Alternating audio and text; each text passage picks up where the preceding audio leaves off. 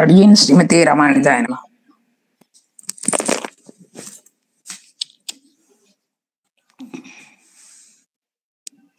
அடியேன் ஆச்சாரிய சாமி திவ்ய திருடிகளே சரணம். அடியேன் சண்முகுடி ராமதாசை சுவாமி. அடியேன் சாமி.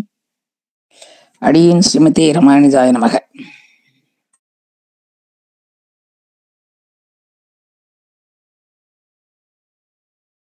அடியேன் ஸ்ரீமதே ராமானுஜாய நமக. ஆசாரிய திருவடிகளே.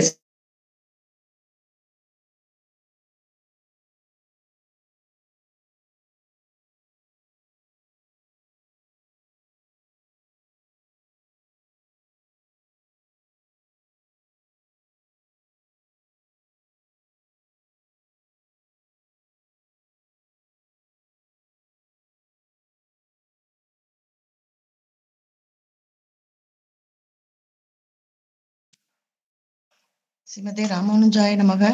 அடியேன் ராமானுஜதாசி. ஆச்சாரியர் திருவடிகளே சரணம்.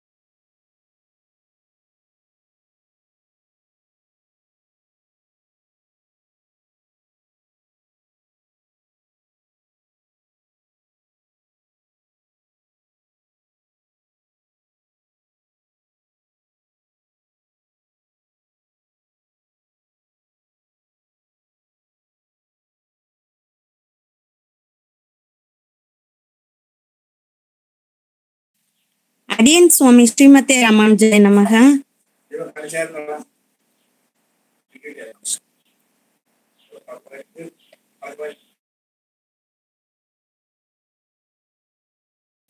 அடியேன் சுவாமி ஸ்ரீமதே ராமானுஜாய நமக.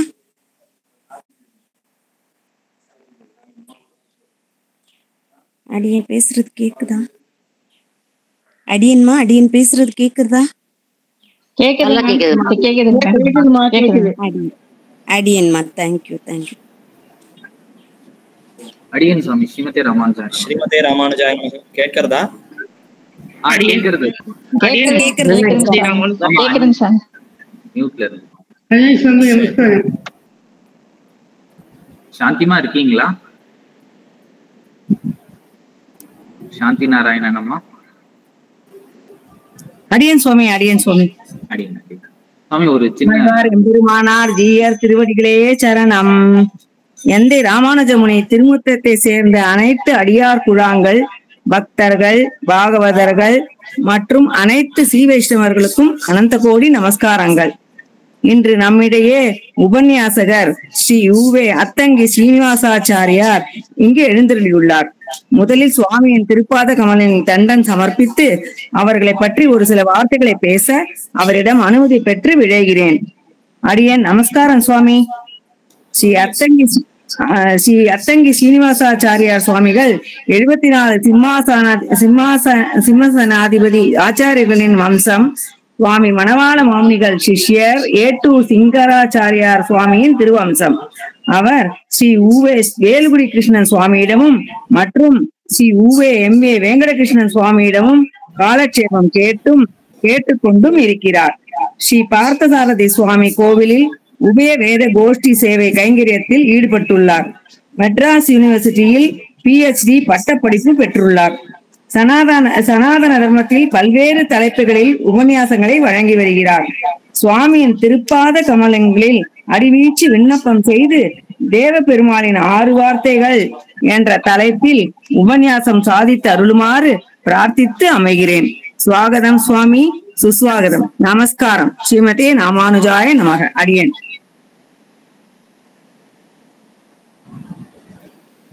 ஆரம்பிக்கலாமா? அவசியம் சுவாமி அவசியம்.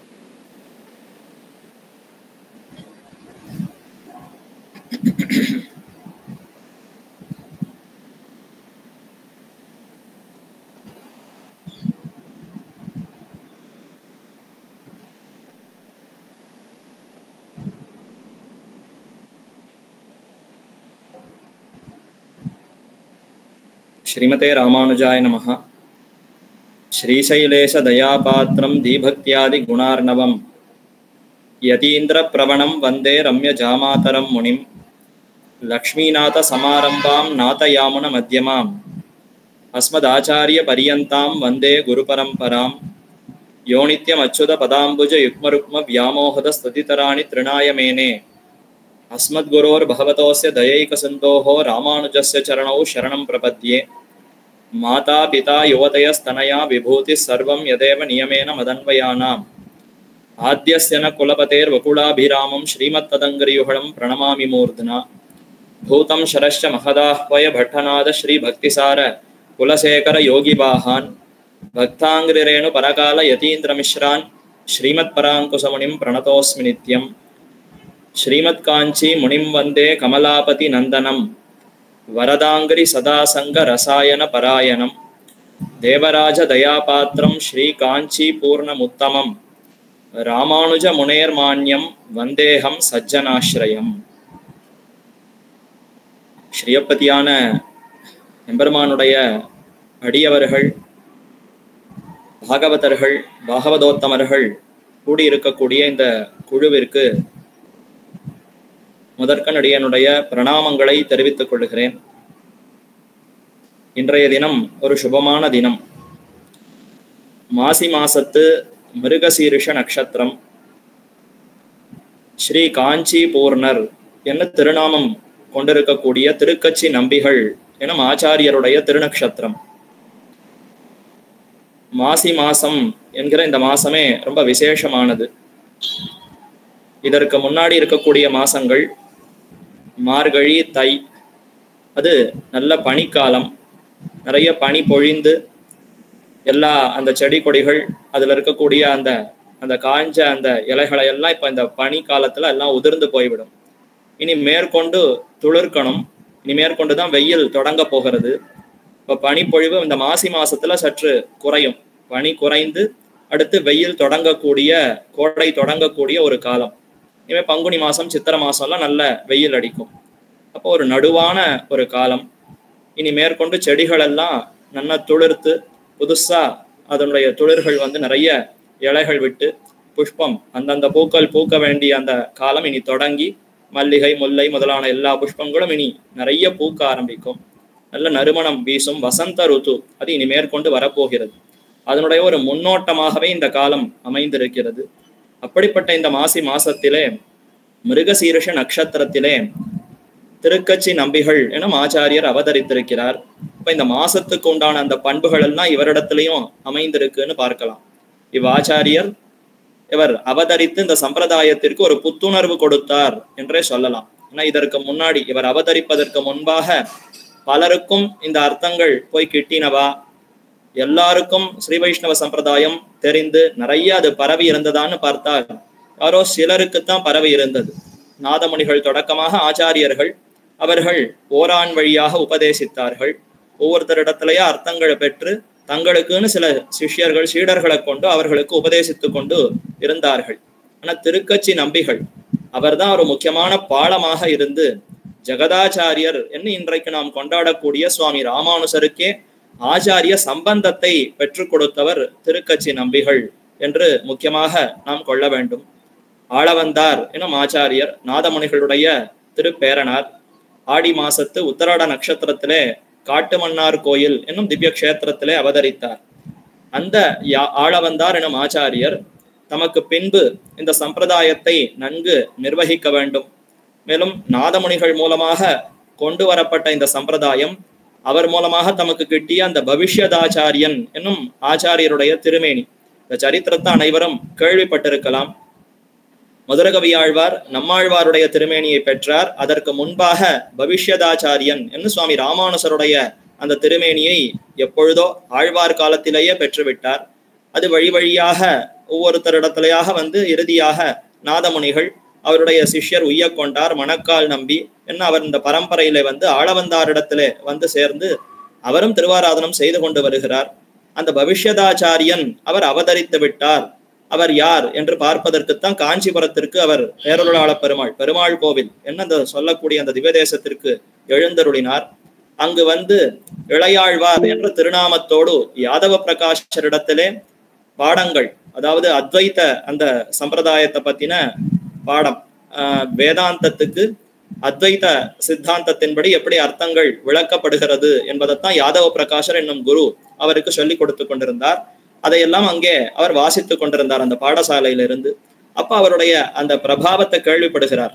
யாதவ பிரகாஷரிடத்துல இவர் வாசித்து கொண்டிருந்தாலும் அந்த குரு வேதாந்தத்துக்கு அர்த்தம் சொல்லுகிற சில அந்த இடங்களிலே, சில சமயங்களிலே அந்த வேதாந்தத்தினுடைய வாக்கியங்களுக்கு அர்த்தம் சரியாக கூறாமல் சற்று மாற்றி முன்பு இருக்கக்கூடிய வாக்கியங்கள் பின்பு இருக்கக்கூடிய வாக்கியங்கள் அனைத்துக்கும் பொருத்தமாக உபதேசிக்க வேண்டும். அப்படி இல்லாமல் ஏதோ சற்று அந்த இடத்துல அந்த அர்த்தங்கள் எல்லாம் முன்பின் முரணாக ஒன்றோடு ஒன்று பொருத்தமாக இல்லாமல் அத்வைத சித்தாந்தமாக பிரம்மம் ஒன்றே உண்மை, அதை தவிர மற்ற எந்த தத்துவமும் இல்லை, ஜீவாத்மாங்கிறது கிடையாது, உலகம்ங்கிறது பொய், ஏதும் இல்லை, பிரம்மம் ஒன்றே சத்தியம், அந்த பிரம்மத்திற்கும் உருவம் இல்லை, குணம் இல்லை, புகழ் இல்லை, பெருமை இல்லை, ஏதும் இல்லை என்று இப்படி உபதேசிக்க, அல்லவே இந்த சில வாக்கியங்களுக்கு இப்படி பொருள் கொண்டால் அப்போ ஆயிரக்கணக்கான மற்ற வேதாந்த வாக்கியங்களுக்கு இதே போன்ற அந்த பொருள் இல்லையே. அந்த மற்ற வேதாந்த வாக்கியங்கள் எல்லாம் பிரம்மத்துக்கு நிறைய புகழ் உண்டு, குணம் உண்டு, பிரம்மத்துக்கு இன்னென்ன அடையாளம் இருக்கிறது, இந்த ஜெகத்தே பிரம்மத்திற்கு சொத்து, பகவான் அவருக்கு சொத்தாகத்தான் இந்த ஜீவாத்மா இருக்கிறார் என்று பல நூற்றுக்கணக்கான வேத வாக்கியங்கள் அமைந்திருக்கின்றனவே, இத்தோடு அது முரண்படுமே என்று இளையாழ்வார் அந்த சமயத்துல யாதவ பிரகாஷருக்கு எடுத்து கூறினார். இந்த மாதிரியான விஷயங்கள் சற்று அப்படி பரவ ஆரம்பித்தது. அது ஆளவந்தார் எனும் ஆச்சாரியருடைய அந்த திருச்செவிக்கும் எட்டி, இவர்தான் நிச்சயமாக அடுத்த ஆச்சாரியராக இருக்க வேண்டும், அவரை நேரே கட்டாட்சிக்க வேண்டும், நேர அவரை போய் பார்த்து அவருக்கு நம்முடைய அனுகிரகத்தையும் கொடுக்க வேண்டும், அத்தோடு பெருமானிடத்துல பிரார்த்தித்து அவருக்கு அருளையும் பெற்றுக் கொடுக்க வேண்டும் என்கிற அந்த காருண்யத்தோடு கருணையோடு தாமே விடை கொண்டார். பெருமாள் கோவில் என்னும் அந்த திவ்ய தேசத்திற்கு எழுந்தருள அங்கு இந்த இளையாழ்வார பார்க்கணுமே, அவரை அறிந்தவர் யார் என்று பார்த்தால் தம்முடைய சிஷ்யரான திருக்கச்சி நம்பிகள், ஸ்ரீ காஞ்சி பூர்ணர், இன்றைய திருநக்ஷத்திரம் அவருக்குத்தான் நடைபெற்று கொண்டிருக்கிறது. அந்த ஸ்ரீ காஞ்சி பூர்ணரைத்தான் ஆளவந்தார் தேர்ந்தெடுத்து, உமக்கு நன்ற அவரை தெரியுமே, காஞ்சி பூர்ணரே தேவரீரே அந்த இளையாழ்வாரை காட்டும் என்று சொல்ல, அப்போ அதே சமயத்துல யாதவ பிரகாஷர் அவருடைய அந்த குழுவிலே மற்ற சீடர்கள் மாணாக்கர்கள் எல்லோருமாக வர, அவர்களுக்கு நடுவே ஆச்சரியமான நல்ல வெண்ணிற திருமேனியோடு, ஆதிசேஷனுடைய அவதாரம் அல்லவா, அதனால வெளுப்பான அந்த திருமேனியோடு நல்ல நெடுகி உயரமாக நெடியவடாக அவர் இருந்தார். நல்ல சிகை, அழகான கரும் அந்த சிகை மயிர்முடி கட்டு குடுமியோடு ஆச்சரியமாக ஊர்த குன்றங்களை தரித்து கொண்டு பார்ப்பவர்கள் அத்தனை பேருடைய கண்களையும் உள்ளத்தையும் கவரக்கூடிய ஆச்சரியமான அழகோடு அவர் சேவை சாதிக்க, அதை திருக்கச்சி நம்பிகள் பார்த்து தாமும் தாம் பெற்ற அந்த ஆனந்தத்தை இதோ ஆளவந்தாரும் பெறட்டும், இவருடைய திருமேனி தரிசனமே நமக்கு கண்களுக்கு இவ்வளவு விருந்தாக அமைந்திருக்கிறதே என்று அவரை காட்டி கொடுத்தார். பின்னர் தான் யாமுனாச்சாரியர் ஆமுதல்வன் இவன் என்று தத்தேத்தி என் நாமுதல் வந்து புகுந்து நல்லின் கவி என்ன திருவாய்மொழியிலே சுவாமி நம்மாழ்வார் எம்பெருமான் என்னை கட்டாட்சித்தார், இந்த சம்பிரதாயத்திற்கு இவரே முதல்வனாக இருக்கட்டும், ஆழ்வார்களுக்கு தலைவராய் அனைத்து திவ்ய பிரபந்தங்களையும் இவர் மூலமாக நாதமுனிகள் பெறட்டும் என்று நம்மாழ்வாரை எம்பெருமான் நியமித்தார், கட்டாட்சித்தார். அதே போல இதோ இவர் முதல்வனாம். இப்போ நான் கண்ணால பார்த்தேனே இந்த இளையாழ்வார், இவரே முதல்வனாக நாயகராக இந்த சம்பிரதாயத்திற்கே ஜெகதாச்சாரியராக விளங்கி அனைவரையும் உய்விக்க வேண்டும், இதற்கு பெருமானே நீர் அருள வேண்டும் என்று பேரருளாள பெருமானிடத்திலே சரணாகதி பண்ணி பிரார்த்தித்து கொண்டார் என்கிற சரித்திரம் அனைவரும் அறிந்ததுதான். எதற்கு இதை கூற வந்தேன்னா, அப்படி ஆளவந்தாருடைய கட்டாட்சத்தை பெற்றுக் கொடுத்து அவரோடு ஒரு தொடர்பை இந்த இளையாழ்வாருக்கு பெற்றுக் கொடுத்தார். இதற்கு பின்னர் தான் இளையாழ்வார் பெரிய நம்பிகளோடு சம்பந்தம் பெற்றார். அதற்கு பின்னர் மேற்கொண்டு சம்பிரதாய அர்த்தங்களை எல்லாம் நன்கு கற்று ஸ்ரீபாஷ்ய முதலான கிரந்தங்களை எல்லாம் அருளி செய்தார் என்னெல்லாம் பார்க்கிறோம். அப்ப முதற்கண் யாதவ பிரகாஷரோடு இருக்கக்கூடிய அந்த சம்பந்தம் நீங்க வேண்டும், நமக்கு நன்மை ஏற்பட வேண்டும், அதற்கு முன்னாடி நம்ம இடத்துல இருக்கிற தீமை விலக வேண்டுமா? இப்ப இளையாழ்வார் அவதரித்திருக்கிறார், அவதரித்த சமயத்திலே அவருக்கு எல்லா நன்மையும் இருந்தது. ஆனால் பெருமாள் கோவில்ல அவர் வந்து சேர்ந்த இடத்திலே யாதவ பிரகாஷர் என்கிற அத்வைத்தியோடு ஒரு சம்பந்தம் ஏற்பட்டது. அவர் நிறைய உபதேசித்துக் கொண்டிருக்கிறார், பூர்வபக்ஷமாக அத்வைத மதத்தினுடைய அந்த கொள்கைகளை எல்லாம் உபதேசித்துக் கொண்டிருக்கிறார். அந்த கருத்துகள் எல்லாம் சரியல்லன்னு இவர் உபதேசித்துக் கொண்டிருக்கிறார். ஆனாலும் மனசு வருத்தமாகத்தான் இருக்கும், என்ன இப்படி உயர்ந்த அர்த்தங்களை எல்லாம் இப்படி மாத்தி சொல்லுகிறாரேன்னு வருத்தப்பட்டு கொண்டிருப்பாரா? சரி, இனிமே அவருடைய சம்பந்தமே வேண்டாம், உயர்ந்த ஸ்ரீ வைஷ்ணவ ஆச்சாரியரோடு ஒரு சம்பந்தம் இவருக்கு ஏற்பட வேண்டும் என்கிற அந்த ஒரு நிலை இவருக்கு எப்பொழுது கிட்டியதுன்னா அது ஆளவந்தாருடைய கட்டாட்சம் ஏற்பட்ட பிற்பாடுதான். அதற்கப்புறம் தான் கங்கை யாத்திரை ஏற்பட்டு அந்த கங்கை யாத்திரையில இவரை முடிக்க வேண்டும்னு திட்டமிட அதை கோவிந்தருங்கிறவர் தெரிந்து கொண்டு இளையாழ்வாருக்கு சொல்லி அவர் அங்கிருந்து நகரச் சொல்ல விந்திய பர்வதங்களிலே இளையாழ்வார் அப்படி வேறு திசையிலே போக பேரருளாள பெருமானும் பெருந்தேவி தாயாருமாக வேடன் வேடுவச்சியாக அழகான அந்த திருக்கோலத்தோடு வந்து ஓரிரவிலே அங்கிருந்து அவர்களை பெருமாள் கோவிலுக்கு இளையாழ்வாரை ஓரிரவிலேயே பெருமாள் கோவிலுக்கு கொண்டு வந்து சேர்த்தார் என்கிற சரித்திரம் எல்லாம் நமக்கு தெரியும். அப்ப முதற்கண் ஆச்சாரிய கட்டாட்சம் ஏற்பட்ட பிற்பாடுதான் இனி யாதவ பிரகாஷருடைய சம்பந்தம் வேண்டாம்னு அவரை விட்டு நீங்கியது. அதற்கு பின்னர் தான் அவர் சில சந்தேகங்களை கொண்டிருந்தார். அதுதான் இன்றைய உபன்யாசத்துக்கு நம்ம முக்கியமான விஷயம். திருக்கச்சி நம்பிகள் அவர் மூலமாக தேவப்பெருமாள் அருளிய 6 வார்த்தைகள் என்பதுதான் நமக்கு உபன்யாசத்துக்கு விஷயம். இருந்தாலும் திருக்கச்சி நம்பியினுடைய பிரபாவத்தை முதற்கண் சற்று தெரிந்து கொள்ள வேண்டும். அப்படிப்பட்ட அந்த திருக்கச்சி நம்பிகள் இவருடைய ஒரு புருஷகாரம், இவருடைய ஒரு சிபாரிசினால்தான் ஆளவந்தார் இந்த இளையாழ்வாரை கட்டாட்சித்தார். அதற்கு பின்னர் தான் அவருக்கு வெளி சம்பந்தம் நீங்கியது. நமக்கு கூட எத்தனையோ வெளியில பல பிராகிருத ஜனங்களோடு சம்பந்தம் இருக்கிறது. வெறும் உண்டியே உடையே உகந்து ஓடும் இம்மண்டலத்தோடும் கூடுவது இல்லையான். இன்னும் மாசி புனர்வசு வந்தால் அடுத்த 2 நாள்ல வரப்போறது. அன்னைக்கு குலசேகர ஆழ்வாருடைய திருநக்ஷத்திரம். அவர் பெருமாள் திருமொழியில தெரிவிக்கிறாரே, உண்டியே உடையேன்னு உகந்து ஓடக்கூடிய ஜனங்களோடு எனக்கு உறவு வேண்டாம், அவர்களோடு தொடர்பு வேண்டாம். அவர்களோடு போனா என் மனசும் அதையே நாடும். மீண்டும் உடல் சௌக்கியங்களுக்கே என் மனசு அதிலேயே ஈடுபட்டு பெருமானையே மறந்து விடுவேன். சத்துவகுணமே போகி ரஜோகுணம் தமோகுணமே மேலிடும் என்று தெரிவிக்கிறார். அப்ப மற்ற விஷயங்களுடைய தொடர்பு நம்ம விட்டு நீங்க வேண்டுமா? இளையாழ்வாருக்கே இப்ப மற்ற விஷயத்தோடு தொடர்பு, யாதவ பிரகாஷரோடு இருக்கக்கூடிய தொடர்பு அது தேவையில்லாததானே. அதை விட்டு நமக்கு பிராப்தமான ஆளவந்தாருடைய தொடர்பு அவருக்கு கிட்டியது. அது இவருடைய திருக்கச்சி நம்பியினுடைய ஒரு புருஷகாரத்தினாலே என்று பார்க்கிறோம்.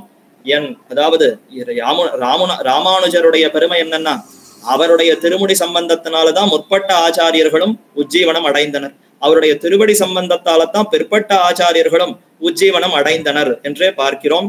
அப்படி ஜெகதாச்சாரியரான ராமானுஜருக்கே இப்ப முன்னாடி அமைந்திருந்த அந்த சம்பந்தம், அந்த யாரோ ஒருத்தர் தேவையில்லாத அந்த சம்பந்தத்தை இவர் தான் இப்போ பாலமாக இருந்து ஆளவந்தாருடைய கட்டாட்சத்தை பெற்று அதை நீக்கி கொடுத்தாருன்னு பார்த்தால் அப்ப எவ்வளவு உயர்ந்த ஒரு உத்தமமான இடத்திலே இவர் அமைந்திருக்கிறார். அதனால்தான் ஸ்ரீ காஞ்சி பூர்ணம் உத்தமம் ராமானுஜ முனேர் மான்யம் வந்தேகம் சஜ்ஜனாஸ்ரயம் என்று இவருடைய தனியன்ல தொடக்கத்திலேயே ஸ்ரீ காஞ்சி பூர்ணம் உத்தமம், உத்தமமான ஆச்சாரியர். எம்பெருமானுக்கு புருஷோத்தமன்னு திருநாமம் உண்டு. புருஷர்களுக்குள்ளே உத்தமன், புருஷோத்தம அத்தியாயம் என்றே பகவத்கீதையில ஒரு அத்தியாயத்துல அனைத்து ஜீவாத்மாக்கள், அவர்களை 3ஆ பிரிக்கலாமா? சம்சாரத்துல கட்டுண்டிருப்பவர்கள்லாம் பத்தர்கள், அடுத்து முக்தர்கள், இங்கிருந்து விடுபட்டு முக்தி அடைந்தவர்கள் முக்தர்கள், அடுத்து வைகுந்தத்திலேயே இந்த சம்சார தொடர்பே இல்லாமல் என்றென்றும் பெருமானோடு சேர்ந்திருக்கக்கூடிய நித்தியர்கள். பத்தர்கள், முக்தர்கள், நித்தியர்கள். இவர்களை விட இன்னும் தாழ்ந்தது அச்சித்து, அறிவற்ற அச்சேதன பொருள். அச்சித்து பிரகிருதி, அச்சித்த காட்டிலும் மேம்பட்டவன். சித்து ஜீவாத்மாக்கள், அதுல 3 வர்க்கமா? பத்தர்களை காட்டிலும் மேம்பட்டவன், முக்தர்களை காட்டிலும் மேம்பட்டவன், நித்தியர்களை காட்டிலும் மேம்பட்டவன் என்று தனித்த அந்த எம்பெருமான் இருக்கிறான். தனக்கு நிகராகவோ தனக்கு சாமானவர்களோ மேம்பட்டவர்களோ யாரும் இல்லை. அதனால புருஷர்களுக்குள்ளே உத்தமன், புருஷன் என்று எத்தனையோ ஜீவாத்மாக்களுக்கு பெயர் இருக்கலாம். ஆனா அந்த ஜீவாத்மாக்களை விட மிகவும் மேம்பட்டவன், உயர்ந்தவன். இத்தனை பேரையும் தனக்கு சொத்தாக கொண்டு நியமிக்க கூடியவன் பராத்பரனான எம்பெருமான். அதனால புருஷோத்தமன் அவருக்கு திருநாமம். அந்த எம்பெருமான் எப்படி உத்தமனோ அதே போல இப்ப ஆச்சாரியர்களுக்குள்ளே இவரை உத்தமர் என்றே நம்முடைய ஆச்சாரியர்கள் கொண்டாடுகிறார்கள். ஸ்ரீ காஞ்சி பூர்ணம் உத்தமம். ஏன், எதனால என்ன? ராமானுஜ முனையர் மான்யம், ராமானுஜராலேயே மிகவும் மதிக்கத்தக்கவர். ராமானுஜர் திருக்கச்சி நம்பினிடத்துல எத்தனை ஒரு பிரீத்தி கொண்டிருந்தார். அவரை தமக்கே குருவாக பாவித்து அவருடைய திருவடிகளை எப்பொழுதும் சேவித்துக் கொண்டிருக்க வேண்டும். தமக்கு என்ன நன்மை ஏற்பட்டாலும் முதற்கண் திருக்கச்சி நம்பினிடத்துலதான் தெரிவிப்பார். தமக்கு ஏதேனும் கஷ்டம் ஏற்பட்டாலும் முதற்கண் திருக்கச்சி நம்பினிடத்துலதான் தெரிவிப்பாராம். பாடசாலையில படித்துக் கொண்டிருந்த சமயத்திலே திருக்கச்சி நம்பின் இடத்துல வந்துதான் அன்றைய தினம் என்ன நடந்தது, பாடசாலையில என்னென்ன சொல்லி கொடுத்தா, மற்ற மாணவர்கள் தம்மிடத்துல என்னென்ன சந்தேகங்கள் கேட்டார், அதற்கு இவர் என்ன பதில் தெரிவித்தார், அந்த யாதவ பிரகாசர் என்னென்ன உபதேசித்தார், அதுல எது சரியாக இருக்கிறது, எது தவறாக தன்னுடைய மனசிலே பட்டது உள்ளத்துக்கு, அதை இவர் என்னென்ன திருத்தினார் என்று நித்தியபடி நடக்கக்கூடிய விஷயங்களை எல்லாம் இவரோடு பகிர்ந்து கொண்டிருந்தார்.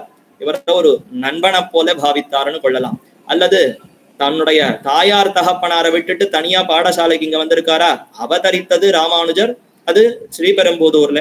ஆனா அங்கிருந்து பாடசாலைக்கு நகர்ந்து வந்து விட்டார்னா தாய் தகப்பனை விட்டுட்டு தானே வந்திருக்கணும்.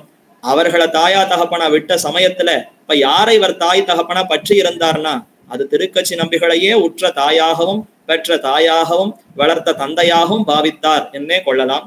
அப்படித்தான் அவ்வளவு நெருக்கமாக இருந்தார். மாதா பிதாங்கிற அனைத்து உறவையும் இவரிடத்துல கொண்டிருந்தார் என்று பார்க்கலாம். அத்தனை நெருக்கத்தோடு தனக்கு என்னென்ன ஒரு நன்மை ஏற்பட்டாலும் அதை முதற்கண் இவரிடத்துலதான் தெரிவிப்பார். அதனாலதான் ஸ்ரீ காஞ்சி பூர்ண சகஹா என்றே அவருக்கு ஒரு திருநாமம் உண்டு. ராமானுஜருக்கு காஞ்சி பூர்ணருடைய நெருக்கமான நண்பர். காஞ்சி பூர்ணர் ராமானுஜரை தமக்கு நண்பர்னு பாவிப்பறை ஒழிந்து தம்முடைய சிஷ்யர்னு அவர் பாவிக்க மாட்டார். அவர் தன்னுடைய நைச்சியானுசந்தானத்தினாலே அவர் உயர்ந்தவர், அவரோடு நமக்கு ஒரு நட்பு, அந்த ஒரு அன்பு பாவம் இருக்கிறதுன்னு இவர் கொள்ளுவாரே தவிர சிஷ்யர்னு மதிப்பரா. அதனால ஸ்ரீ காஞ்சி பூர்ணருடைய சகன் என்றே ராமானுஜருக்கு திருநாமம் உண்டு. அப்படி அந்த ராமானுஜ முனேகே மான்யம், மான்யம்னா கொண்டாடத்தக்கவர், மதிக்கத்தக்கவர்னு அர்த்தம். அவரே மதிக்கிறார், மிகவும் மதிப்பு கொடுக்கிறார். திருக்கச்சி நம்பிங்கிற திருநாமத்தை கேட்டாலே கையெடுத்து கூப்பிடுகிறார்னு சொன்னா அப்ப ராமானுஜர் ஜெகதாச்சாரியர், அவராலேயே மதிக்கத்தக்கவர்னா உத்தமர் தானே. அப்படி உத்தமராக இருக்கக்கூடிய ஸ்ரீ காஞ்சி பூர்ணம் உத்தமம், ராமானுஜ முனேர் மான்யம், வந்தே அகம். அவரே வணங்குகிறார்னா நான் வணங்கித்தான் ஆகணும். அகம் வந்தே வந்தேகம் சஜ்ஜன ஆசிரியம். நான் வணங்கினால் மட்டும் போராது, சஜ்ஜனங்கள் நல்லோர்கள் அத்தனை பேருக்கும் ஒரே ஆசிரியம் இவர்தான் என்று அவருடைய தனியன்ல அவருடைய பெருமை தெரிவிக்கப்படுகிறது. தேவராஜ தயாபாத்திரம் ஸ்ரீகாஞ்சி பூர்ணமுத்தமம் ராமானுஜ முனேகேமான்யம் வந்தேகம் சஜ்ஜனாசிரயம். ஸ்ரீமத் காஞ்சி முனிம் வந்தே கமலாபதி நந்தனம் வரதாங்கிரி சதாசங்க ரசாயன பராயணம். ஸ்ரீமத் காஞ்சி முனிம் வந்தே. அவர் யாருக்கு அவதரித்தார்? இற்றைக்கு 1000 வருஷங்களுக்கு முன்பு 1009 அந்த ஆங்கில கணக்கின்படி 1009வது வருஷத்துல அவதரித்தார். 2009 அவருக்கு 1000 வருஷங்கள் முடிந்தன, எல்லாரும் கொண்டாடினோம். அடுத்து 2019 பார்த்தால் 1010 வருஷங்கள், 2029 வந்தா 1020 வருஷங்கள் பூர்த்தி ஆகின்றன. அவர் எங்கு அவதரித்தார்? பூவிருந்தவல்லி, இன்று பூந்தவல்லின்னு அழைக்கக்கூடிய அந்த இடத்துலதான் அவதரித்தார். பலரும் பூவிருந்தவல்லி கஷேத்திரத்திற்கு போய் நேரவே திருக்கச்சி நம்பிகளை சேவித்து பல்லாண்டு பாடியிருக்கலாம், மங்களாசாசனம் செய்திருக்கலாம். ஆச்சரியமான ஒரு திருமேனியோடு சௌமியமா நன்ன புன் முறுவலோடு சேவை சாதிக்கக்கூடிய திருக்கச்சி நம்பிகள். ஸ்ரீமத் காஞ்சி முனிம் வந்தே கமலாபதி நந்தனம். கமலாபதி என்று கமலாங்கிற நாச்சியாருக்கு அவதரித்தாராம். அவரை பத்தி தெரிவிக்கும் பொழுது கமலாபதி நந்தனம் வீரராகவர் என்ன ஒரு சுவாமி அங்கிருந்தார். அவருக்குத்தான் இவர் குமாரராக அவதரித்தார். அவருடைய பாரியைக்கு கமலா என்று பெயர். அதனால கமலாபதி அப்படின்னா கமலா என்று பெயர் கொண்டிருப்பவருக்கு பதியாக வீரராகவர். அந்த இருவருக்கும் அந்த தம்பதிகளுக்கு இவர் அவதரித்தார் என்று கொள்ளலாம். கமலாபதி நந்தனம் வரதாங்கிரி சதாசங்க ரசாயன பராயணம். எப்பொழுதும் வரதராஜன் தேவப்பெருமாளுடைய திருவடிகளிலேயே ஈடுபட்டு ஒரு வண்டானது எப்படி புஷ்பத்துல தேனை பருகி கொண்டு அதை விட்டு நீங்கவே நீங்காதோ, எப்போதும் அந்த தேனிலேயே விருப்பத்தோடு அங்கேயே அமர்ந்திருக்குமோ, அதே போல இவரும் ரசாயன பராயணம். அந்த தாமரை எம்பெருமானுடைய திருவடிகள் தாமரை, அந்த போக்கியமான இனிமையான தாமரையிலிருந்து தேனையே பருகி கொண்டு அந்த அமுதத்திலேயே ஈடுபட்டவராய் இந்த திருக்கச்சி நம்பிகள் எழுந்தருளி இருந்தார் என்று தெரிவிக்கப்படுகிறது. அப்படிப்பட்ட சுவாமியினுடைய ஆச்சரியமான ஒரு திருநக்ஷத்திரம் இன்றைய தினம். அவர் எம்பெருமானாருக்கு மிகவும் மதிக்கத்தக்கவர் என்று பார்த்தோமே. எதனாலேன்னா இப்பொழுது நாம் அனுபவிக்க வேண்டிய அந்த 6 வார்த்தைகளை இவர் தான் தேவப்பெருமாளிடத்திலிருந்து பெற்றுக் கொடுத்தார் என்ன அந்த முக்கியமான ஒரு காரணத்தினாலே இவர் எம்பெருமானாலே மிகவும் மதிக்கத்தக்கவர் என்று கொள்ளலாம். அதாவது ராமானுஜராலே மிகவும் மதிக்கத்தக்கவர். எத்தனையோ காரணத்தினாலே அதுல இதுவும் ரொம்ப முக்கியமான ஒரு காரணம். இந்த திருக்கச்சி நம்பிகளுக்கு எத்தனையோ பெருமைகள்.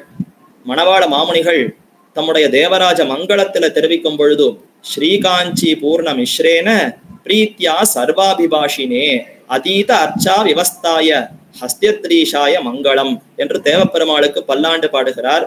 ஹஸ்தியத்ரி, ஹஸ்தி அத்ரி, யானை மலை, வேழமலை, ஹஸ்திகிரி என்று பல திருநாமங்கள் அந்த பெருமாள் கோவில்ல அமைந்திருக்கக்கூடிய அந்த மலைக்கு உண்டு. இன்னைக்கு போய் சேவிக்கிறோமே அந்த எம்பெருமான் அவர் ஆச்சரியமா எழுந்தருள் இருக்கக்கூடிய அந்த ஆஸ்தானம் ஒரு குன்று மலைக்கு மேலத்தான அமைந்திருக்கிறது. அந்த மலை வேழமலை, அத்திமலை, யானை மலை, ஹஸ்திகிரி என்று பல திருநாமங்கள். ஹஸ்தியத்ரி என்பது அந்த மலையை குறிக்கிறது. ஹஸ்தியத்ரீஷன் அதற்கே தலைவனாக இருக்கக்கூடிய தேவப்பெருமாள் அவருக்கு மங்களம். அவர் என்ன செய்தார்னா அதீத அர்ச்சா வியவஸ்தாய, அர்ச்சா திருமேனியோடு எழுந்தருள் இருக்கிறான் பெம்பெருமான். அந்த அர்ச்சா நிலையில இருக்கும் பொழுதோ இன்னதை செய்கிறோம் இன்னதை செய்வதில்லைன்னு உறுதி கொண்டிருக்கிறான். யாரிடத்திலையும் பேசுவதில்லை, எங்கும் நகருவதில்லை, நாமே எந்த செயல்களையும் செய்வதில்லை. அர்ச்சக பராதீனம் அகிலாத்ம ஸ்திதிஹி என்று தன்னை ஆராதிப்பவர்கள் அர்ச்சகர்கள். அர்ச்சகர்கள்னா கோவில்ல அர்ச்சக பணியில இருந்து எம்பெருமானுக்கு தினப்படி திருவாராதனம் செய்யக்கூடிய அர்ச்சகர் என்று மட்டும் அர்த்தம் இல்லை. அர்ச்சகன்னு சொன்னா வழிபடுபவர்கள். நம்முடைய கிரகங்கள்ல அவரவருடைய கிரகங்கள்லையும் திருமேனி எழுந்தருளை பண்ணி கொண்டு நாம திருவாராதனம் செய்கிறோம்னா நாமே அர்ச்சகர் என்று கொள்ளலாம். யாரெல்லாம் அந்த அர்ச்சா திருமேனி எழுந்தருளை பண்ணி கொண்டு அவரவர்கள் கிரகங்கள்ல திருவாராதனம் செய்தாலும் அவரே அர்ச்சகர் தான். கோவில்கள்ல அவர்கள் தனித்து அதற்குன்னு அமைந்திருக்கிறார்கள். அப்படிப்பட்டவர்களுக்கு வசப்பட்டவனாய் அர்ச்சக பராதீனம், எம்பெருமான் சுவாதந்திரியமே வடிவெடுத்தவன், நிவாரகர் இல்லாத சுவாதந்திரியம் சுதந்திரத்தன்மை கொண்டிருப்பவன், யாருக்கும் அடங்க மாட்டார், தான் தான் அனைவரையும் அடக்கி ஆளுபவர். ஆனாலும் பக்தர்களிடத்துல இருக்கக்கூடிய அந்த பிரேமம் அன்பினாலே தன்னை அப்படியே மறைத்து கொண்டு நான் பரதந்திரப்பட்டவன், என்னுடைய பக்தன் என்ன கொடுக்கிறானோ அதை வாங்கி கொள்ளுகிறேன், இந்த வஸ்திரமா ஏற்றுக்கொள்ளுகிறேன், இந்த புஷ்பமா ஏற்றுக்கொள்ளுகிறேன், இந்த தீர்த்தமா சரி அதையும் ஏத்துக்கிறேன், இந்த இடமா அதையும் எடுத்துக்கிறேன் என்று அனைத்திற்கும் அகிலாத்ம ஸ்திதி, நிற்க வேண்டும்னு சொன்னாலும் நிற்கிறேன், அமரணும்னு சொன்னாலும் அமருகிறேன், சயனிக்க வேண்டும்னு சொன்னாலும் சயனிக்கிறேன் என்று உங்களுக்கு என்னென்ன விருப்பமோ அதற்கு ஏற்றாற் போல என்னை அமைத்துக் கொள்ளுகிறேன்னு பராதீனப்பட்டவனாக கிடக்கிறான். அப்படிப்பட்டவன் வாயை திறந்து பேசுவதில்லை என்று விவஸ்தை கொண்டிருக்கிறான், உறுதி கொண்டிருக்கிறான். யாரிடத்திலையும் நம்ம போய் எம்பெருமான சேவிக்கிறோம் கோவில்கள்ல திவ்ய தேசங்கள்ல வாயை திறந்து பேசுவாரான்னா புன்முறுவல் பூத்து கொண்டு அழகா ஸ்மிதம் பண்ணி கொண்டு இருப்பரே தவிர வாய திருவாய மலர்ந்து ஏதும் அருளி செய்ய மாட்டாரே. ஆனால் இந்த திருக்கட்சி நம்பி அவர் மட்டும் போய் சேவித்தார்னா அதீத அர்ச்சா வியவஸ்தாய, அர்ச்சா நிலையை கடந்து ஆனந்தமாக பேசுவாராம். ரொம்ப ஆனந்தத்தோடு சந்தோஷத்தோடு இவர் நமக்கு வந்திருக்கிறாரே, எப்பேற்பட்ட ஆச்சாரியர் பக்தர் என்ன அவரிடத்துல மிகுந்த காருண்யம், ஒரு பிரேமத்தோடு கருணையோடு அவரிடத்துல வார்த்தை அருளி செய்வாராம். ஸ்ரீகாஞ்சி பூர்ண மிஸ்ரேன பிரீத்தியா சர்வாபிபாஷினே, மிகுந்த ஆனந்தத்தோடு, பிரீத்தியான உவப்பு சந்தோஷம், என்ன உவப்பு என்ன சந்தோஷம், இப்படிப்பட்ட ஒரு ஆச்சாரியர் நமக்கு கிடைத்தாரே, இவரோடு பேசுவது நமக்கு ஒரு பெரிய பாக்கியம். யாரு பெருமானோடு பேசினா நமக்கு பாக்கியமா? அந்த பெருமாளே இவரிடத்துல பேசுவதுதான் எனக்கு மிகுந்த ஒரு பெருமை, அதுதான் எனக்கு புருஷார்த்தம், அதுதான் நான் அடைய வேண்டிய பயன் என்ற அளவிற்கு மிகுந்த உகப்பு ஆனந்தத்தோடு இவரிடத்துல பேசுவாராம். பிரீத்தியா சர்வாபிபாஷினே, அனைத்தையும் பேசுவாருங்கிறார். இத பட்டும் வேதாந்த வாக்கியங்களுக்கு இன்னென்ன அர்த்தம் அதை பேசுவாரா? இல்ல ஏற்கனவே கண்ணனாக அவதரித்த சமயத்திலே நிறைய பேசியிருக்கிறார். செங்கன் அளவலை வந்து அப்பூச்சி காட்டுகின்றான் என்ன ஆழ்வார்கள். பெருமான் வாயை திறந்து அருளி செய்ய ஆரம்பிச்சார்னா நிறுத்தவே மாட்டாராம், நிறைய அர்த்தங்களை சாதித்து கொண்டிருப்பார். எங்கு பார்த்தோம்? பகவத்கீதையை தொடங்கினார், 18 அத்தியாயங்கள் அருளி செய்தாரே. அர்ஜுனன் ஒரே ஒரு சந்தேகத்தை தான் கேட்டான், ஏதோ இவர்கள் எதிரில் நிற்கிறவர்கள்லாம் உடைய உறவினர்களா இருக்காளே, இவாளெல்லாம் கொல்லலாமா? கொன்று இந்த ராஜ்யத்தை பெறுவதுங்கிறது ஒரு பெரிய ஆபத்து, கேடு, அது துரோகம் செய்யற மாதிரின்னா ஆகிவிடும் என்று கலங்கினான். என்னை சிஷ்யனாக கொண்டு என்னை தெளிவிப்பாய், எது எனக்கு சிறந்ததோ அதை உபதேசிப்பாய்ன்னு ஒரு கேள்வி கேட்டார். அப்போ அந்த கேள்வியே சாக்காக கொண்டு அனைத்து உபனிஷத்தினுடைய அர்த்தங்களையும் சேர பிடித்து திரட்டி மூலையிலே கிடந்த ரத்னங்கள் முத்தங்களை எல்லாம் கொண்டு வந்து முற்றத்தில இட்டார் போல உபனிஷத்துல அடங்கி இருக்கக்கூடிய அர்த்தங்களை எல்லாம் எடுத்து பூயேவ மகாபாகோ ஸ்ருணுமே பரமம் வச்சஹா, மறுபடியும் உனக்கு சொல்றேன் அர்ஜுனா, கேள் கேள் கேள்னு வரிசையா தொடங்கி 18 அத்தியாயம் உபதேசித்தாரா. அதே போல நிறைய அருளி செய்திருக்கிறார் விபவாவதாரத்திலே. ஆனா அச்சாவதாரத்துல அந்த மாதிரி கிடையாது. ஆனால் இந்த திருக்கட்சி நம்பி வந்துட்டாருன்னு சொன்னா அவரிடத்துல மிகுந்த பிரீத்தியா அன்பாம். அவரிடத்துல பேச ஆரம்பித்தாருன்னா போரும்னு அவருக்கு எண்ணமே வராது. பெருமானே அந்த அளவுக்கு வார்த்தையாடி கொண்டிருப்பாராம். சர்வாபி பாஷினே, எல்லாத்தையும் பேசுவார். லௌகிகமான விஷயங்களையும் பேசுவார், வைதிகமான விஷயங்களையும் பேசுவார். லௌகிகமான என்ன பேசுவார்? இப்ப நாம லௌகிக விஷயங்கள்னா எத்தனையோ நமக்கு இருக்கு, எத்தனையோ தொலைத்தொடர்பு சாதனங்கள் இருக்கு, அதே மாதிரி கேளிக்கைகள் இருக்கு. இதெல்லாம் அந்த காலத்துல கிடையாது.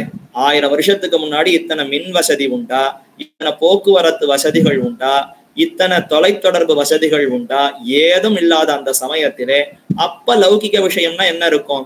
ராஜாக்கள்லாம் ஆண்டு கொண்டிருந்த காலம், அவர்கள்லாம் செம்மையா ஆட்சி புரிகிறார்களா, நன்றாக ஆட்சி நடக்கிறதா, அந்தந்த ஆட்சியில நன்னா மழையெல்லாம் பெய்து தானியங்கள்லாம் நன்னா விளைகிறதா, மக்கள் எந்த கஷ்டமும் இல்லாமல் சுகமாக இருக்கிறார்களா, மற்ற க்ஷேத்திரங்கள் திவ்யதேசங்கள் அங்கெல்லாம் உற்சவங்கள் நன்றாக நடக்கிறதா என்று இதுதான் லௌகிகம்னு கொள்ளணும். இன்னைக்கு ஏதோ பல விஷயங்கள் நமக்கு இருப்பதனால இதையெல்லாம் லௌகிகம்ங்கிறதுக்கு அர்த்தம் பண்ணக்கூடாது. அப்போ உயர்ந்த விஷயங்கள் எல்லாம் அவரோடு வார்த்தையாடுவார். லௌகிகமா இந்த உலகத்திலே நடக்கக்கூடிய விஷயங்கள் என்னங்கிறதையும் இவரிடத்துல வார்த்தையாடி பேசுவராம், இவரிடத்துல கேட்டு தெரிந்து கொள்ளுவராம். அதே மாதிரி வைதிகமான வேதாந்த விசாரங்கள், வேதாந்த வாக்கியங்கள், உபனிஷத் அர்த்தங்கள் அதையும் இவரிடத்துல அருளி செய்வராம். இப்படி சர்வாபி பாஷினே அதீத அர்ச்சா வியவஸ்தாய ஹஸ்தியத்ரீஷாய மங்களம் என்று தேவப்பெருமாளுக்கு பல்லாண்டு பாடுகிறார். அப்படி திருக்கச்சி நம்பிகளிடத்துல மிகுந்த அன்போடு இவர் பல வார்த்தைகளை அருளி செய்திருக்கிறார். அதிலே முக்கியமாக 6 வார்த்தை, தேவப்பெருமாள் அருளிய 6 வார்த்தைகள் என்று கொண்டாடுகிறோம். சம்பிரதாயத்திற்கே மிகவும் ஆதாரமாக இருக்கக்கூடிய 6 வார்த்தைகள்னு கொள்ளலாம். எம்பெருமான் கண்ணனாக அவதரித்த சமயத்திலே அர்ஜுனனை ஒரு ஷாக்காக கொண்டு 18 அத்தியாயங்கள் அருளி செய்தாரே. எதற்கு? நமக்காகத்தானே. அறிவினால் குறைவில்லா அகல்ஞால தவறறிய நெறியெல்லாம் எடுத்துரைத்த நிறைஞான தொருமூர்த்தி என்று திருவாய்மொழியில நம்மாழ்வார் அருளி செய்கிறார். வார்த்தை அறிபவர் என்ன எம்பெருமானுடைய அந்த வார்த்தையை நாம் நன்கு அறிய வேண்டும். சேயன் அணியன் சிறியன் மிகப்பெரியன் ஆயன் துவரை கோணாய் நின்ன மாயன் அந்நோதிய வாக்கதனை கல்லார் உலகத்தில் ஏதிலராம் மெய்ஞானமில் என்று மெய்ஞானம், உண்மையான ஞானம் நமக்கு அறிவு ஏற்பட வேண்டும் என்றால் அப்ப கீதையைத்தான் முக்கியமாக நாம் பிரமாணமாக கொண்டு அறிய வேண்டும் என்று தெரிவிக்கப்படுகிறது. அப்படி ஆச்சரியமான அந்த பகவத்கீதைய கீதாச்சாரியனான கண்ணன் அருளி செய்தார். ஆனால் அது என்றோ துவாபர யுகத்துல நடந்தது. கண்ணன் அவர் வாழ்ந்திருந்த அந்த சமயத்திலே, அவர் அவதரித்த சமயத்திலே அர்ஜுனனை ஒரு ஷாக்காக கொண்டு உலகத்தவர்களுக்கு உபதேசித்தார். ஆனால் இப்பொழுது இதே போல 18 அத்தியாயங்கள் இந்த கலியுகத்துல உபதேசித்தால் யாரும் கேட்பதற்கு வரமாட்டா. அவ்வளவு நேரம்லாம் எங்களால ஒதுக்க முடியாது, சுருக்கமா ஏதானு சொல்லுகிறீரா என்றுதான் நாம கேட்கிறோம். அப்ப நமக்காக சுருக்கமாக உபதேசிக்க வேண்டும் என்பதற்காக அதே கண்ணன், அவரே தான் தேவப்பெருமாளாக வரம் தரும் மாமணிவண்ணன் பேரருளாள பெருமாளாக எழுந்தருள் இருக்கிறான் பெருமான். அவனே மீண்டும் ஒரு தடவை அன்று ஏதோ அர்ஜுனன் கேட்டான்ங்கிறதுக்காக உபதேசித்தோம், ரொம்ப நிறைய உபதேசித்து விட்டோம். இன்று அதை இன்னும் சுருக்கமாக உபதேசிக்கலாம் என்பதற்காக 6 வார்த்தைகள்ல அந்த உபனிஷத்தில் அடங்கி இருக்கக்கூடிய அர்த்தங்கள் என்னவோ, பகவத்கீதையில தான் விளக்கின அர்த்தங்கள் என்னவோ அதை அத்தனையும் சுருக்கமாக கொண்டு இங்கு உபதேசிக்கிறான் என்று நாம் கொள்ளலாம். அங்கு அர்ஜுனனை ஒரு சாக்காக கொண்டு நமக்கு உபதேசித்தரா, அதே போல இங்கு திருக்கச்சி நம்பிகளை ஒரு பொருட்டாக சாக்காக கொண்டு அவர் மூலமாக ராமானுசருக்கு உபதேசித்தார் என்று மட்டும் இல்லை, இந்த இருவரையுமே ஒரு வியாஜமாக கொண்டு உலகத்தவர்களுக்கே உபதேசித்தார் என்றே கொள்ளலாம். ராமானுசருக்கு முக்கியமா இந்த அர்த்தங்கள் போய் சேர வேண்டும்னு தான் 6 வார்த்தையை அருளி செய்தார். ஆனா அது அவருக்கு மட்டும் அல்லவே. ஆழ்வார்கள்னா பாசுரங்கள் அருளி செய்தார்கள்னா தங்கள் அனுபவத்துக்கு மட்டுமா? இல்லையே. இல்ல பகவத் அனுபவம் எம்பெருமான் அனுபவிப்பதற்கு மட்டுமா? அவர்கள் 2 பேருக்கு மட்டும் இல்ல, உலகத்தவர்களான நமக்குத்தான் அந்த பாசுரங்கள் எல்லாம் மிகுந்த இனிமையை கொடுத்து நமக்கு ஞானத்தையே கொடுக்கிறது. இப்ப இந்த பாசுரங்களை கேட்ட பிற்பாடுதான் ஆழ்வாருக்கு ஞானம் வருகிறதானா? இல்ல, அவருக்கு ஏற்கனவே மயர்வர மதிநலம் அருளித்தான் பாசுரங்களே அருளி செய்கிறார். சரி, அடுத்து எம்பெருமான் இதை கேட்டுதான் ஞானத்தை பெறணுமா? அவசியமே இல்லை. அப்ப இந்த பாசுரங்களான முக்கிய பயன் யாருக்கு? நமக்குத்தானே. அப்ப நமக்கு நாம் பயனடைய வேண்டும்னு தான் எம்பெருமான் ஆழ்வார்களை கொண்டு பாசுரங்களை அருளி செய்யும்படி செய்தார். அதே போல இப்ப எம்பெருமான் இந்த திருக்கச்சி நம்பியையும் ஒரு வியாஜமாக கொண்டு அவர் மூலமாக எம்பெருமானாருக்கு உபதேசிக்கிறேன் என்பதையும் ஒரு வியாஜமாக கொண்டு நம் அத்தனை பேருக்கும் தெளிவாக உறுதியாக நன்றாக தம் மனசுல பதிய வைக்க வேண்டும் என்பதற்காக ஆழ்ந்த உபனிஷத் அர்த்தங்களை எல்லாம் இந்த 6 வார்த்தைகள்ல அற்புதமாக மணிமணியாக அருளி செய்கிறார். அப்ப கீதையருடைய கண்ணனே மீண்டும் ஒரு தடவை இன்னொரு கீதையை போலே தேவப்பெருமாளாக இருந்து இந்த 6 வார்த்தைகளை அருளி செய்திருக்கிறார் என்றே நாம் கொள்ளலாம். இந்த சந்தர்ப்பம் எதனால இது அமைந்தது? திருக்கச்சி நம்ம இடத்துல எத்தனையோ அருளி செய்திருக்கிறாரே, அது என்ன திடீர் என்று இந்த 6 வார்த்தைகளை எப்பொழுது அருளி செய்தார் என்ற அந்த சந்தர்ப்பத்தை கொஞ்சம் பார்க்க வேண்டும். எதனால 6 வார்த்தைகளை அருளி செய்தார்? இதை முதன்மன் கேட்க வேண்டும்னு விருப்பப்பட்டவர் சுவாமி ராமானுஜர் தான். யாதவ பிரகாஷரிடத்துல படித்துக் கொண்டிருந்தார் என்பதை பார்த்தோம். அதற்கு பிற்பாடு அவரிடத்திலிருந்து அந்த சம்பந்தம் நீங்கியது. வடதேசத்து யாத்திரைக்கு போயிட்டு வந்தார். மீண்டும் வந்த பிற்பாடு மீண்டும் அவரிடத்துல சேர்ந்து வாசித்துக் கொண்டிருந்தார். ஆனா பல வேத வாக்கியங்களுக்கு அர்த்தம் சொல்லும் பொழுது மீண்டும் மீண்டும் இதே மாதிரி எம்பெருமானார், அதாவது இளையாழ்வார் திருநாமத்தோடு அப்பொழுது இருந்தார். அந்த சமயத்திலே அவர் என்ன செய்தார்னா, மீண்டும் மீண்டும் அந்த வேத வாக்கியங்களுக்கு முரண்படுகிற இடங்கள்ல எல்லாம் அர்த்தத்தை மீண்டும் மீண்டும் இவர் தெளிவாக கூறிக்கொண்டிருந்தார். இது கேட்டு பொறுக்க முடியாமல், நான் குருவா நீ குருவா, எனக்கு சிஷ்யனாக இருந்து கொண்டு இப்படி மேல மேல அர்த்தங்களை சொல்லுகிறாயே, உனக்கே அர்த்தம் தெரியும்னா என்னிடத்துல எதற்கு பாடம் படிக்க வேண்டும்? நீ வேண்டாம், இனி என்னிடத்துல சீடனாக இருக்க வேண்டாம், போ என்று அந்த யாதவ பிரகாஷரே இவரை தன்னிடத்துல சிஷ்யனாக இருக்க வேண்டாம்னு அனுப்பி வைத்து விட்டார். சரி என்று அவரிடத்துல நமக்கு உறவு வேண்டாம், சம்பந்தம் வேண்டாம், இவரும் நீங்கினார். அந்த சமயத்துல திருக்கச்சி நம்மிடத்துல வந்துதான் தெரிவித்தார், இந்த மாதிரி யாதவ பிரகாஷர் சொல்லிவிட்டார் என்று சொன்ன உடனே, சரி சரி வேண்டாம், போறோம், நீர் வாசித்ததெல்லாம் போறோம், உமக்கே நல்ல ஞானம் இருக்கு, ஏதோ அத்வைத்தியாக இருக்கிறாரே, அவர் சொல்ற அந்த அர்த்தங்களுக்கெல்லாம் மீண்டும் அவருக்கு உபதேசித்தால் ஒருவேளை அவர் திருந்துவரோ என்பதற்காகத்தான் இப்படி ஒரு விளையாட்டை எம்பெருமான் நிகழ்த்தினான் போலும்னு தன்னுடைய திருவுள்ளத்திலே கொண்டு போரும் அவருடைய சம்பந்தம் போரும். இனி நீர் பேரருளாள பெருமானுடைய தீர்த்த கைங்கரியத்திலே உறுதியாக நின்று அதிலே அந்த இதுல கைங்கரியத்துல ஈடுபடும். ஏன்னா சாலக்கிணற்றுல வேடன் வேடுவச்சியா வரும் பொழுது தீர்த்தம் வேணும்னு கேட்க எம்பெருமானார் இளையாழ்வார் எடுத்து கொடுத்தாருங்கிற சரித்திரம் தெரியுமே. இப்ப பெருமாளே உம்மிடத்துல இந்த தீர்த்த கைங்கரியத்தை பெற வேண்டும்ங்கிறதுக்காகத்தான் உம்மை அங்கு அழைத்து வந்து அந்த கிணறுக்கு அருகே உம்மை நிறுத்தி இருக்கிறார்.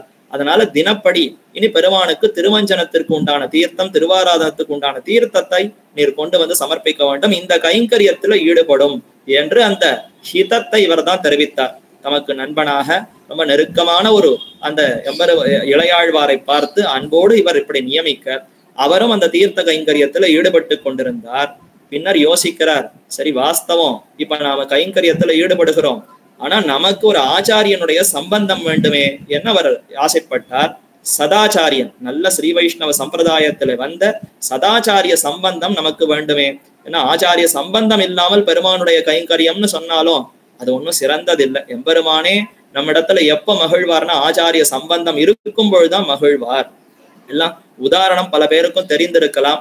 இந்த தாமரையை மலர்த்தக்கூடிய ஆதித்யன் தானே நீரை விட்டு அத்தை பிரிந்திருந்தால் அத்தை உலர்த்த பண்ணும் என்ன ஆச்சாரியர்கள் தெரிவிக்கிறார்களே. நல்ல ஆறு நதி குளத்துல இருக்கக்கூடிய தாமரை புஷ்பம் அது நன்னா மலர வேண்டும்னா சூரியனுடைய கிரணம் பட்டால் மலருமா? ஒருத்தர் பார்த்தான், சரி இந்த தாமரை சூரியனுடைய கிரணம் பட்டு தானே மலர்றது, அந்த தாமரையை பறித்து கொண்டு வந்து நிலத்தில வைத்து சூரியனுடைய கதிர் பட்டு மலரட்டும் என்று வைத்தான். மலருமா? அது ஜலத்துல நீரில இருந்தாதான் அது மலருமே தவிர நிலத்திலே கொண்டு வந்து விட்டால் அது மலராது.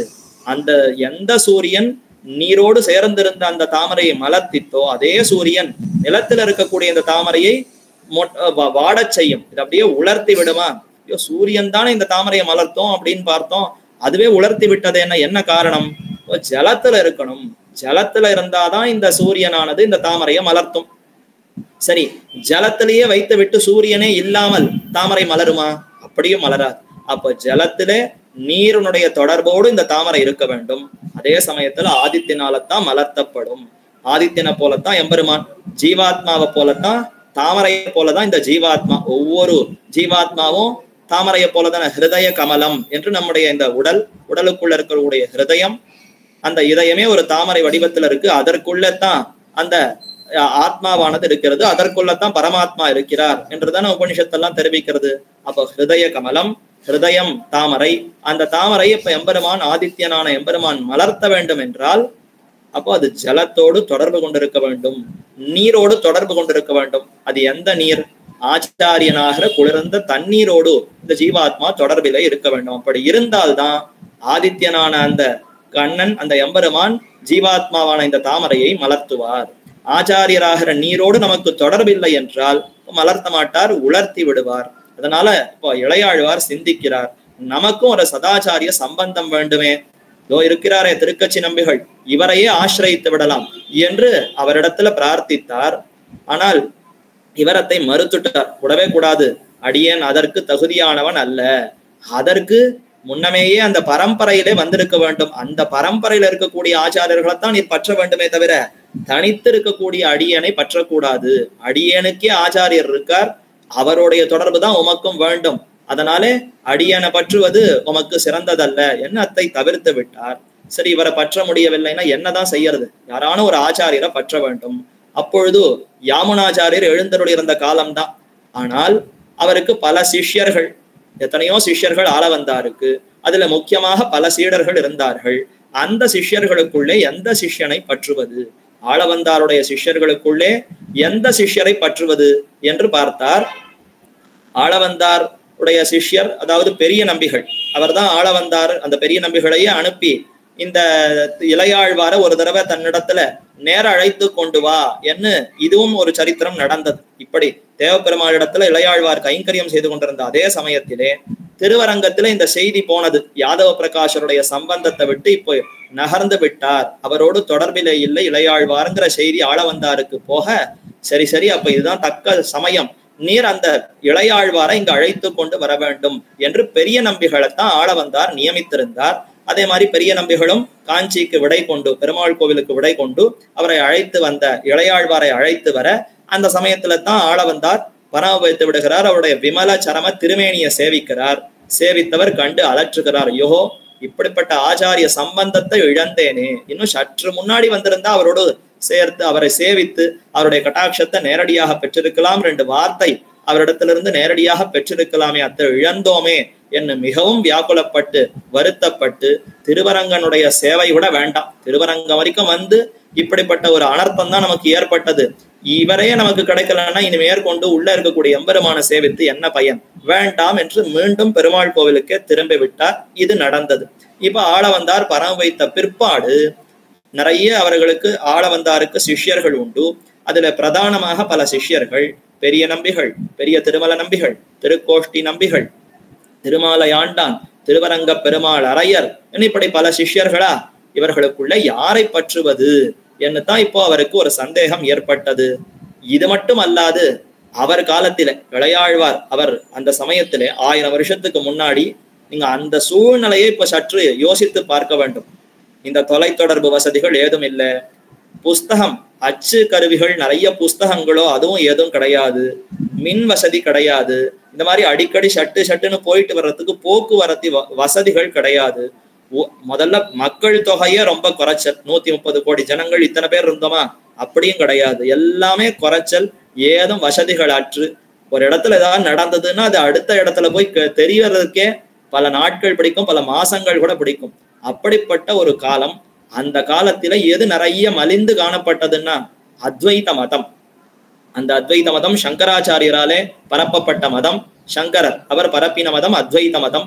பிரம்மம் ஒன்றே உண்மை, அவரை தவிர மற்றதெல்லாம் பொய், பிரம்மத்தை தவிர வேறு எதுவுமே கிடையாது, எல்லாம் மாயை மித்யை என்ற அந்த அத்வைத சம்பிரதாயம், அந்த சித்தாந்தத்தினுடைய கொள்கைகள், அதை பரப்புபவர்கள் தான் நிறைய மலிந்து காணப்பட்டன. ஊரா அவர்களுடைய அந்த கோஷ்டி அவர்கள் நிறைய இருந்து அதையே பிரச்சாரம் செய்து கொண்டு வந்திருந்தனர். இப்ப அப்படிப்பட்ட ஒரு சூழ்நிலை. அந்த சூழ்நிலையில இந்த இளையாழ்வாருக்கும் சற்று மனசிலே ஒரு கலக்கத்தை போன்ற ஒரு விஷயம் இருந்தது. என்னன்னா, இப்படி நாம வேதாந்தத்துக்கு இந்த உயர்ந்த அர்த்தங்களை எல்லாம் நமக்கு எம்பெருமானே உள்ளத்திலிருந்து வெளிப்படுத்துகிறார், வாஸ்தவம். ஆனாலும் இதை ஏற்றுக்கொண்டு இப்படித்தான் நமக்கு நிர்ணயித்து கொடுப்பதற்கு இப்படி யாரும் காணப்படவில்லையே.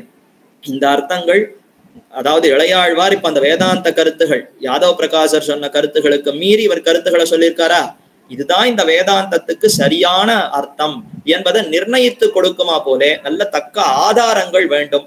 அப்படி மீண்டும் ஒரு தடவை யாரான ஒருத்தர் வந்து இதை நிர்ணயித்து ஆமா இதுதான் சரின்னு சொல்லிவிட்டால் அசைக்கவே முடியாதே, அந்த மாதிரி அசைக்க முடியாதபடி இதை பிரமாணமாக ஆக்க வேண்டுமே, இதை என்ன செய்வது என்பது தான் அவர் யோசித்துக் கொண்டிருந்தார். அந்த காலம் இப்ப இருக்கிற காலத்தோடு இதை நாம தொடர்பு கொண்டு பார்க்கவே வேண்டாம். 1000 வருஷத்துக்கு முன்னாடி இருந்த அந்த சூழ்நிலையில யாருக்கும் ஏதும் தெரியாத அந்த சமயத்திலே உலகத்தவர்கள் எல்லாம் ஏதோ இந்த அத்வைத சித்தாந்தம் தான் உயர்ந்ததுன்னு கொண்டிருக்கிறார்களே. அது அன்று உண்மையான சம்பிரதாயம், சத் சம்பிரதாயம் அது அன்று. இதுதான் உயர்ந்த சம்பிரதாயம் என்பதை நிலைநாட்டி கொடுக்க வேண்டும்னா அதற்கு ஆச்சரியமா ஏதானும் ஒண்ணு நடக்க வேண்டும். வியப்பூட்டும் விதத்திலே, அனைவருக்கும் அதை ஏற்கக்கூடிய விதத்திலே ஒன்று நடக்க வேண்டும் என்று சுவாமி திருவுள்ளத்திலே கொண்டிருந்தார் இளையாழ்வார். அதை பத்தின சில கலக்கங்கள் அவருக்கு இருந்தன. அந்தந்த அர்த்தங்கள் அவர் உபதேசிக்க, அதாவது அவர் மனசிலே கொண்டிருந்த அந்த சித்தாந்த கருத்துகள், இதையெல்லாம் நன்றாக ஆணித்தரமாக நிர்ணயிக்க வேண்டுமே என்று அவர் யோசித்துக் கொண்டு கிடக்க, அதே சமயத்துல இந்த விஷயத்தை இவர் கேள்விப்படுகிறார். திருக்கச்சி நம்பிகள் எப்பேற்பட்ட உத்தமர், அவர் தேவப்பெருமாளுடைய வார்த்தையாடுகிறார், அருளி செய்கிறார், பேசுகிறார் என்றால் இவர்தான் நமக்கு தக்க ஆச்சாரியன், இவரை நாம பற்ற வேண்டும். இவருடைய புருஷகாரம் மூலமாக தேவப்பெருமாளிடத்திலிருந்தே இந்த 6 வார்த்தைகளை பெற்றுவிடலாம். அதாவது தேவப்பெருமாளிடத்திலிருந்தே சந்தேகங்களை களைந்து விடலாம். தேவப்பெருமாளிடத்துல சில சந்தேகங்கள் இருக்கிறது என்று நீர் போய் விண்ணப்பிக்க வேண்டும் என்று திருக்கச்சி நம்பிகளிடத்துல பிரார்த்திக்கிறார். அடியேனுக்கு சில சந்தேகங்கள் கலக்கங்கள் உள்ளன. இந்த சந்தேகங்களை எல்லாம் தீர்த்து வைப்பதற்கு ஒரே சமர்த்தர் யார் தெரியும்னா அது கண்ணன். அவரே மீண்டும் தேவப்பெருமாளாக அவதரித்திருக்கிறார், அச்சா திருமேனியில சேவை சாதிக்கிறாரே. இவரையே தான் நாம் பற்ற வேண்டும். இவருடைய திருவாக்கின் மூலமாக வந்து விட்டதுன்னு சொன்னால் அப்ப யாரும் சந்தேகமே படமாட்டாளா? ஆகவே திருக்கச்சி நம்பியே நீர் தான் இப்ப அடியேனுக்கு உபகாரம் பண்ண வேண்டும். நேர பெருமானிடத்துல இந்த மாதிரி இளையாழ்வாருக்கு சில சந்தேகங்கள் உள்ளனவாம் என்று அதை விண்ணப்பித்து அதற்கு தக்க பதில்களை அவரிடத்துல பெற்றுக் கொடுக்க வேண்டும் என்று இவ்வளவுதான் தெரிவித்தார். திருக்கச்சி நம்பிகளும் கேட்டுக்கொண்டார். சரி நாம அடுத்த நாள் எம்பெருமானிடத்துல சந்தித்து பேசும் பொழுது, வார்த்தையாடும் பொழுது நிச்சயம் கேட்டு விடலாம் என்று அவரும் திருவுள்ளத்துல குறிப்பெடுத்துக் கொண்டார். நேர போய் தேவப்பெருமாளிடத்துல ஆளவட்ட கைங்கரியம், அதுதானே முக்கியமான கைங்கரியம். அப்படி ஆளவட்ட கைங்கரியத்தை செய்த பிற்பாடு விடை பெற்று கிளம்ப வேண்டுமா? அந்த சமயத்துல சற்று தயங்கி நின்றார். பேரருளாள பெருமாள் பிரம்மம் பரமாத்மா, அவரிடத்துல போய் பெருமாளே எனக்கு இந்த சந்தேகம் உண்டோ நீர் கூறுகிறீரா இல்லையா நேரடியா போய் கேட்க முடியுமா? அப்ப அவரே பார்த்து ஏதோ இவர் நினைக்கிறாரே என்னன்னு தெரிந்து கொள்ள வேண்டும், அதற்கு அவகாசம் கொடுக்க வேண்டும். நாம போய் அவரை நிர்பந்திக்க முடியாது. அதனால சற்று தயங்கி விடை பெற்றுக் கொள்ளுகிற அந்த சமயத்திலே சற்று தயங்கி நின்று கொண்டிருந்தார். மௌனமாக அடக்கமாக பவ்யமாக நின்று கொண்டிருந்தார். தேவப்பெருமாள் பார்த்தார், நித்தியம் இதே மாதிரி கைங்கரியம் பண்ணிட்டு கிளம்பிடுவாரே, என்ன இப்போ சீக்கிரமா கிளம்பி போனாதான் மறுபடியும் அடுத்த நாள் கார்த்தால அனுஷ்டானங்களை முடித்துக் கொண்டு மறுபடியும் புஷ்பங்களை கொய்து கொண்டு வர முடியும், மாலை கட்டி சமர்ப்பிக்கணும், ஆளவட்ட கைங்கரியத்துக்கு தவறாமல் வர வேண்டுமே. அப்ப கிளம்பி விடுவார். ஆனா இன்று ஏதோ சற்று தாமதமாக இங்கே நின்று கொண்டிருக்கிறாரே, என்ன விஷயம் என்று, எதனால இப்படி தயங்கி நிற்கிறீர், காஞ்சி பூர்ணரை எதனால இப்படி நிற்கிறீர் என்று கேட்க, அப்ப அவர் தெரிவித்தார், அது ஒன்றுமில்ல தேவரீர், திருவுள்ளம் அறியாது ஒன்றுமில்ல, தேவரீர் தான் பரம்பொருள், தேவரீர் தான் பரமாத்மா. ஆனாலும் இப்ப சற்று இளையாழ்வாருக்கு ஏதோ சில அர்த்தங்கள்ல சந்தேகங்கள் இருக்கான், அந்த சந்தேகங்களை தேவரீர் தான் நிவர்த்தித்து கொடுக்க வேண்டும் என்று திருக்கச்சி நம்பிகள் இப்பொழுதுதான் விண்ணப்பித்தார். தேவப்பெருமாளே, இதோ இளையாழ்வாருக்கு சில சந்தேகங்கள் உள்ளனவாம், அதை உம்மிடத்துல விண்ணப்பித்து அதற்கு உம்மிடத்துல சமாதானத்தை பெற வேண்டும் என்று தெரிவித்தார் என்று இந்த வார்த்தையைத்தான் தெரிவித்தார். கேட்ட க்ஷணத்திலேயே தேவப்பெருமாள் ஆச்சரியமாக 6 வார்த்தைகளை அருளி செய்தார். அது என்ன நினைவுகள்னு எனக்கு தெரியும், அவர் என்னென்ன நினைத்துக் கொண்டிருக்கிறாருங்கிறது அடியேனுக்கு தெரியும். அடியேன்னு அவர் சொல்ல மாட்டார், பெருமாள் தான் தானே சுவாதந்திரியத்தோடு இருக்கிறவர், நமக்கு நன்றாக தெரியும் அந்த அர்த்தங்கள், இதோ கூறுகிறோம் என்று சொல்லி கடகடன்னு 6 வார்த்தைகளை அருளி செய்தாராம். அந்த 6 வார்த்தைகள் தான் ரொம்ப சம்பிரதாயத்திற்கே நிதியாக அமைந்திருக்கக்கூடிய உயர்ந்த அர்த்தங்கள். சம்பிரதாயமாக இந்த ஸ்ரீ வைஷ்ணவ சம்பிரதாயம் அது நிலைத்து நிற்பதற்கு ஆதாரமாக இருப்பதற்கே அடித்தளமாக இந்த 6 வார்த்தைகள் அமைந்திருக்கின்றன என்று கொள்ளலாம். இதை தேவப்பெருமாள் அருளி செய்ய காஞ்சி பூர்ணர் பெற்றுக்கொண்டு மகாபாகியம், பெரிய நிதியினை பவளத்தூணை நெருமையால் நினையவல்லார் என்று திருமங்கை ஆழ்வார் தெரிவித்தார். அந்த மாதிரி பெரிய நிதி கிடைத்தது என்று ஆனந்தப்பட்டு அந்த அர்த்தங்களை அப்படியே மனசில தேக்கி கொண்டு நேர இளையாழ்வாரிடத்துல சென்று, இதோ இப்பொழுதே தேவப்பெருமாள் உபதேசித்த அர்த்தத்தை உமக்கு தெரிவிக்கிறோம் என்று சொல்லி இந்த 6 வார்த்தைகளை உபதேசித்தார்.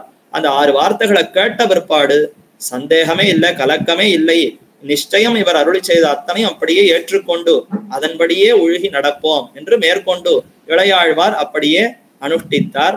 இது இளையாழ்வாருக்கு மட்டும் அருளி செய்த வார்த்தைகளா என்றால் அன்று உலகத்தவர்கள் அனைவரும் சந்தேகத்திலிருந்து மீண்டொழிய வேண்டும், சந்தேகமே இருக்கக்கூடாதுங்கிறதுக்கு தான் தேவப்பெருமாள் அருளி செய்திருக்கிறார். அப்படிப்பட்ட அந்த 6 வார்த்தைகள் என்ன, உபன்யாச தலைப்பே அதுதான், அதை கூற வேண்டும்னு தான் நியமனம். இருந்தாலும் இவ்வளவு நேரம் முன்னுரையாகவே ஆகிவிட்டது. இப்ப அந்த 6 வார்த்தைகள் என்ன? அகமேவ பரம் தத்துவம், தர்சனம் பேத ஏவச்ச, உபாயேஷு பிரபத்தி ஸ்யாத், அந்திம ஸ்மிருதி வர்ஜனம், தேகாவசானே முக்தி ஸ்யாத், பூர்ணாச்சாரிய சமாஸ்ரயா என்று 6 வார்த்தைகளை தேவப்பெருமாள் அருளி செய்தாராம். இந்த 6 வார்த்தைகள் ரொம்ப ஆழ்ந்த கருத்துக்களை கொண்டிருப்பவனை. மேலெழுந்த வாரியா பார்த்தா இந்த பிரம்மசூத்திரம்னு அமைந்திருக்கிறதே, பிரம்மசூத்திரம்னு சொன்னால் வேதவியாசர் அருளி செய்திருக்கக்கூடிய உயர்ந்த கிரந்தம்.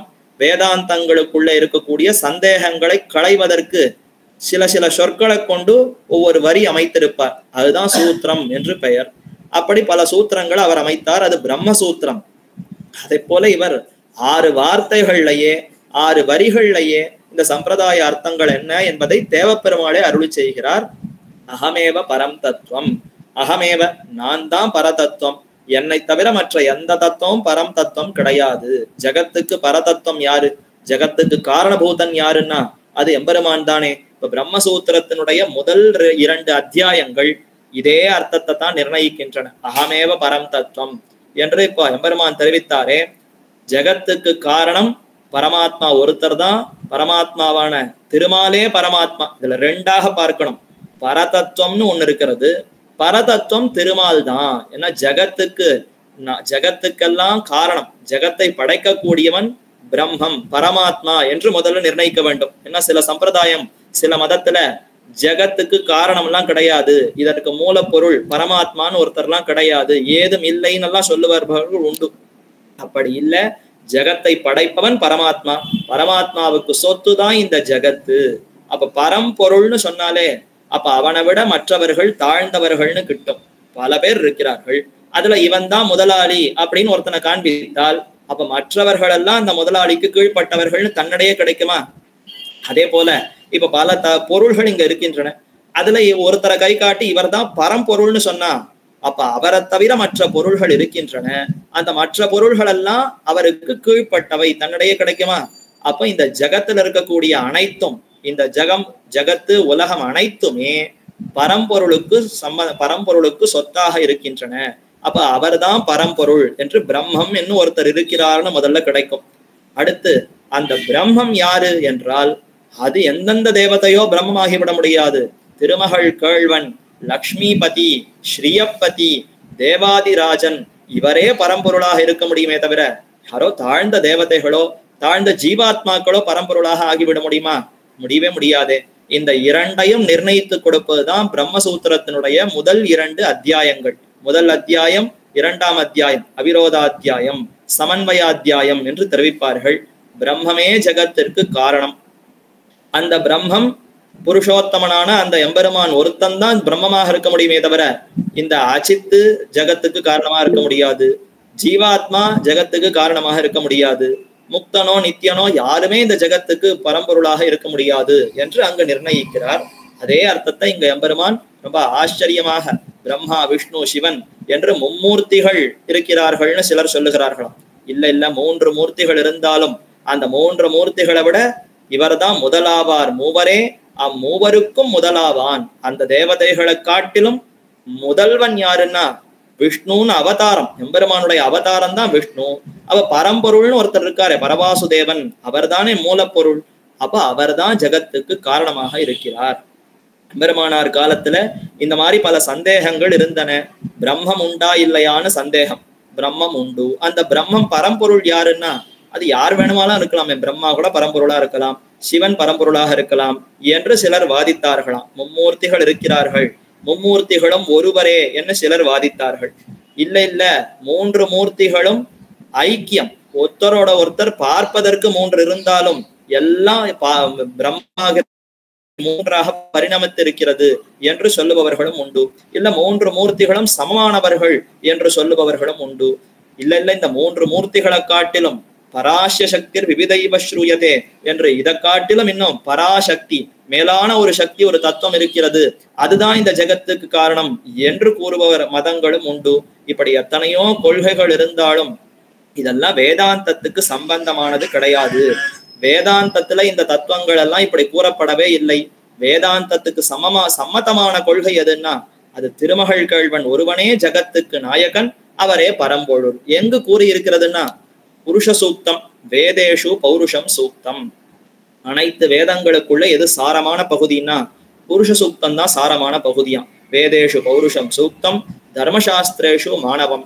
தர்மசாஸ்திரங்கள் எத்தனையோ நூல்கள், தர்ம நூல்கள், அந்த நூல்களுக்குள்ளே மனு தர்மசாஸ்திரம் இருக்கிறது, அதுதான் உயர்ந்தது என்று ஒரு பிரமாணம் தெரிவிக்கிறது. அதே போல புராணேஷுச்ச வைஷ்ணவம், புராணங்களுக்குள்ளே ஸ்ரீ விஷ்ணு புராணம் மிகவும் சிறப்பானது, அதுதான் சாரமானது என்று இப்படி தெரிவிக்கிற சமயத்திலே வேதங்களுக்குள்ளே புருஷ சூக்தம் தான் சாரமான பகுதின்னு தெரிவித்ததா, அந்த புருஷ சூக்தத்துக்குள்ளே புருஷன் புருஷன்னு அந்த எம்பெருமான் பிரம்மத்தை புருஷன்னே சொல்லி கொண்டு வந்தது. அந்த புருஷன் யாருன்னு அடையாளம் காட்டும் பொழுது ஹ்ரீஷ்சதே லக்ஷ்மீஷ்ச பத்ஞௌ அஹோரார்த்ரே பார்ஸ்வே நக்ஷத்ராணி ரூபம் என்று, ஹே புருஷனே உனக்கு லக்ஷ்மியும் ஹ்ரீ என்று சொல்லக்கூடிய பூமி தேவியும் பூமி பிராட்டியும் பத்னிமார்கள் என்று விளக்கின. அப்ப எம்பெருமானுக்கு மகாலட்சுமி தாயார் பத்னி, புருஷனுக்கு மகாலட்சுமி தாயார் பத்னி, புருஷனுக்கு பூதேவி தாயார் பத்னின்னு சொன்னால் அப்ப இந்த இருவரும் யாருக்கு பத்னியாக இருக்க முடியும்? விஷ்ணு நாராயணன் அவருக்கு மட்டும்தானே இவர்கள் பத்னின்னு சாஸ்திரங்கள் கூறுகின்றன. ஆகவே அப்ப விஷ்ணு தான் புருஷன், அவரே இந்த ஜகத்துக்கெல்லாம் புருஷோத்தமனாய் பரம்பொருளாக இருக்கிறார் என்று புருஷ சூக்தத்தாலே நிர்ணயிக்கிறார்கள். இதைத்தான் பராசர பட்டர் ஆச்சரியமா தெரிவிக்கும் பொழுது பிராட்டினுடைய சம்பந்தத்தினால்தான் இந்த வேதாந்தமே தெளிவு பெறுகின்றனவா. என் பாத சின்னைஹி தரந்தி, பாத சின்னம் பிராட்டியினுடைய அந்த திருவடி சின்னம் அது பெருமானுடைய திருமார்பில அமைந்திருக்கிறது. வேதாந்தம் அப்படி தேடி பார்த்ததான், ஒவ்வொருத்தருடைய மார்பையா தேடி பார்த்து எந்த மார்பிலே இந்த தாயார் மகாலட்சுமி தாயாருடைய திருவடிகளுடைய அடையாளம், செம்பஞ்சு குழம்பு நலுங்கிட்டு கொண்டிருப்பாளா, அந்த செம்பஞ்சு குழம்பினாலே அடையாளமிடப்பட்ட மார்பு எது அப்படின்னு தேடிக்கொண்டு வந்ததாம். அப்படி பார்த்த பொழுது எத் பாத சின்னைஹி தரந்தி, இந்த பாத சின்னங்களாலேயே பிரம்மம் எதுங்கிற அந்த விசாரத்தை கடந்தன, பிரம்மம் இவர்தான் முடிவு செய்து விட்டன வேதாந்தங்கள் என்று பராசர பட்டர் ஆச்சரியமா தெரிவிக்கிறார். ஆக அப்படி பிராட்டினுடைய சம்பந்தத்தை கொண்டிருக்கக்கூடிய தேவப்பெருமாளே பரம்பொருள், அகமேவ பரம் தத்துவம் என்று முதல்ல எம்பெருமான் சாதித்தார்.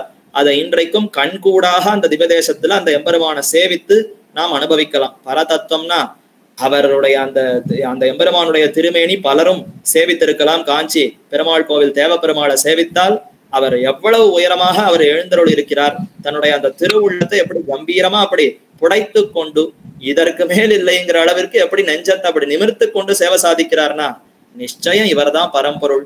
கண்டவாத்தாள் தனதே உலகன நின்னான் தன்னை என்று ஆழ்வார் தெரிவித்தாரே. கண்ணால பார்க்கிற சமயத்திலேயே மற்ற தெய்வங்கள் எல்லாம் தெய்வமே இல்லை, இவர்தான் தேவாதி தேவன் பராத்பரன் புருஷோத்தமன் என்று அவர் நிற்கிற அந்த நிலையை பார்த்தாலே கைகூப்பி கீழே விழுந்து சேவித்து நம்ம ஏற்றுக்கொண்டு விடலாம். அந்த அளவிற்கு திருவுள்ளம் நெஞ்சத்தை அப்படி நிமிர்த்தி கொண்டு எம்பெருமான் சேவை சாதிக்கிறான். அவருடைய திருமுகத்தை சேவித்தால் அதற்கு மேல இருக்கிற திருவபிஷேகம் அது கூட அப்படி பின்னோக்கி சாய்ந்திருக்கும். அடியவன் அடிமைகள் எப்படி இருக்கணும், தலையை குனிந்து கொண்டு அப்படி முன்னோக்கி சாய்ந்து இருக்கணும். ஆண்டவன் எஜமானன் எப்படி இருக்கணும்னா தலை அப்படி பின்னோக்கி சாய்த்து கொண்டு நன்ன அந்த கர்வத்தோடு அந்த பெருமிதத்தோடு இருக்கணுமா. தேவப்பெருமாள் அப்படித்தான் இருக்காரு, அவருடைய நெஞ்சத்தை அப்படி உயர அப்படி முன்னாடி நகர்த்தி கொண்டு நல்ல நிமிர்ந்து எம்பெருமான் சேவை சாதிக்கிறான். கைகள்ல பிடித்திருக்கக்கூடிய திவ்யாயுதங்களும் பின்னோக்கி தான் சாய்ந்திருக்கும், அவருடைய திருவபிஷேகம் பின்னோக்கி சாய்ந்திருக்கும், அவருடைய திருவாசி பிரபை அதுவும் பின்னோக்கி சாய்ந்திருக்கும். அவருடைய அந்த நிற்கிற நிலைய சேவித்தாலே நமக்கு சந்தேகமே போய்விடும். இதை கூறத்தாழ்வான் வரதராஜஸ்தவத்துல ஆச்சரியமா தெரிவிக்கிறார். இந்த மலை இருக்கே கரிகிரிங்கிற இந்த மலை நமக்கு ஒரு பெரிய உபகாரம் பண்ணித்து. வேதாந்தங்களை விசாரித்து யார் பரம்பொருள்னு தேடிக்கொண்டிருந்தோம், ரொம்ப கஷ்டம் அதை விசாரித்து முடிவு பண்றது. ஆனால் கரிகிரி இந்த தேவப்பெருமாளுடைய இந்த வேழமலைக்கு வந்து அவரை சேவித்து விட்டோம்னு சொன்னால் நம்முடைய அத்தனை கலக்கங்களும் போய்விடும். இவர்தான் பரதத்துவம்னு எழுதி கொடுத்து நன்ன கீழே விழுந்து தண்டம் சமர்ப்பித்து விடலாம். இனி இதற்கு மேல ஆக்ஷேபனையும் வராது, ஆராய்ச்சியும் தேவையில்லை என்று தெரிவிக்கிறார். அப்படி தேவப்பெருமாள் அகமேவ பரம் தத்துவம்னு ஆச்சரியமா திருவாய் மலர்ந்தருளி செய்தான். அப்ப அத்தனை தத்துவங்களை காட்டிலும் பரதத்துவம், சித்து அச்சித்து ஈஸ்வரன் 3 தத்துவங்கள் தத்துவத்திரய சம்பிரதாயம் நம்முடையது.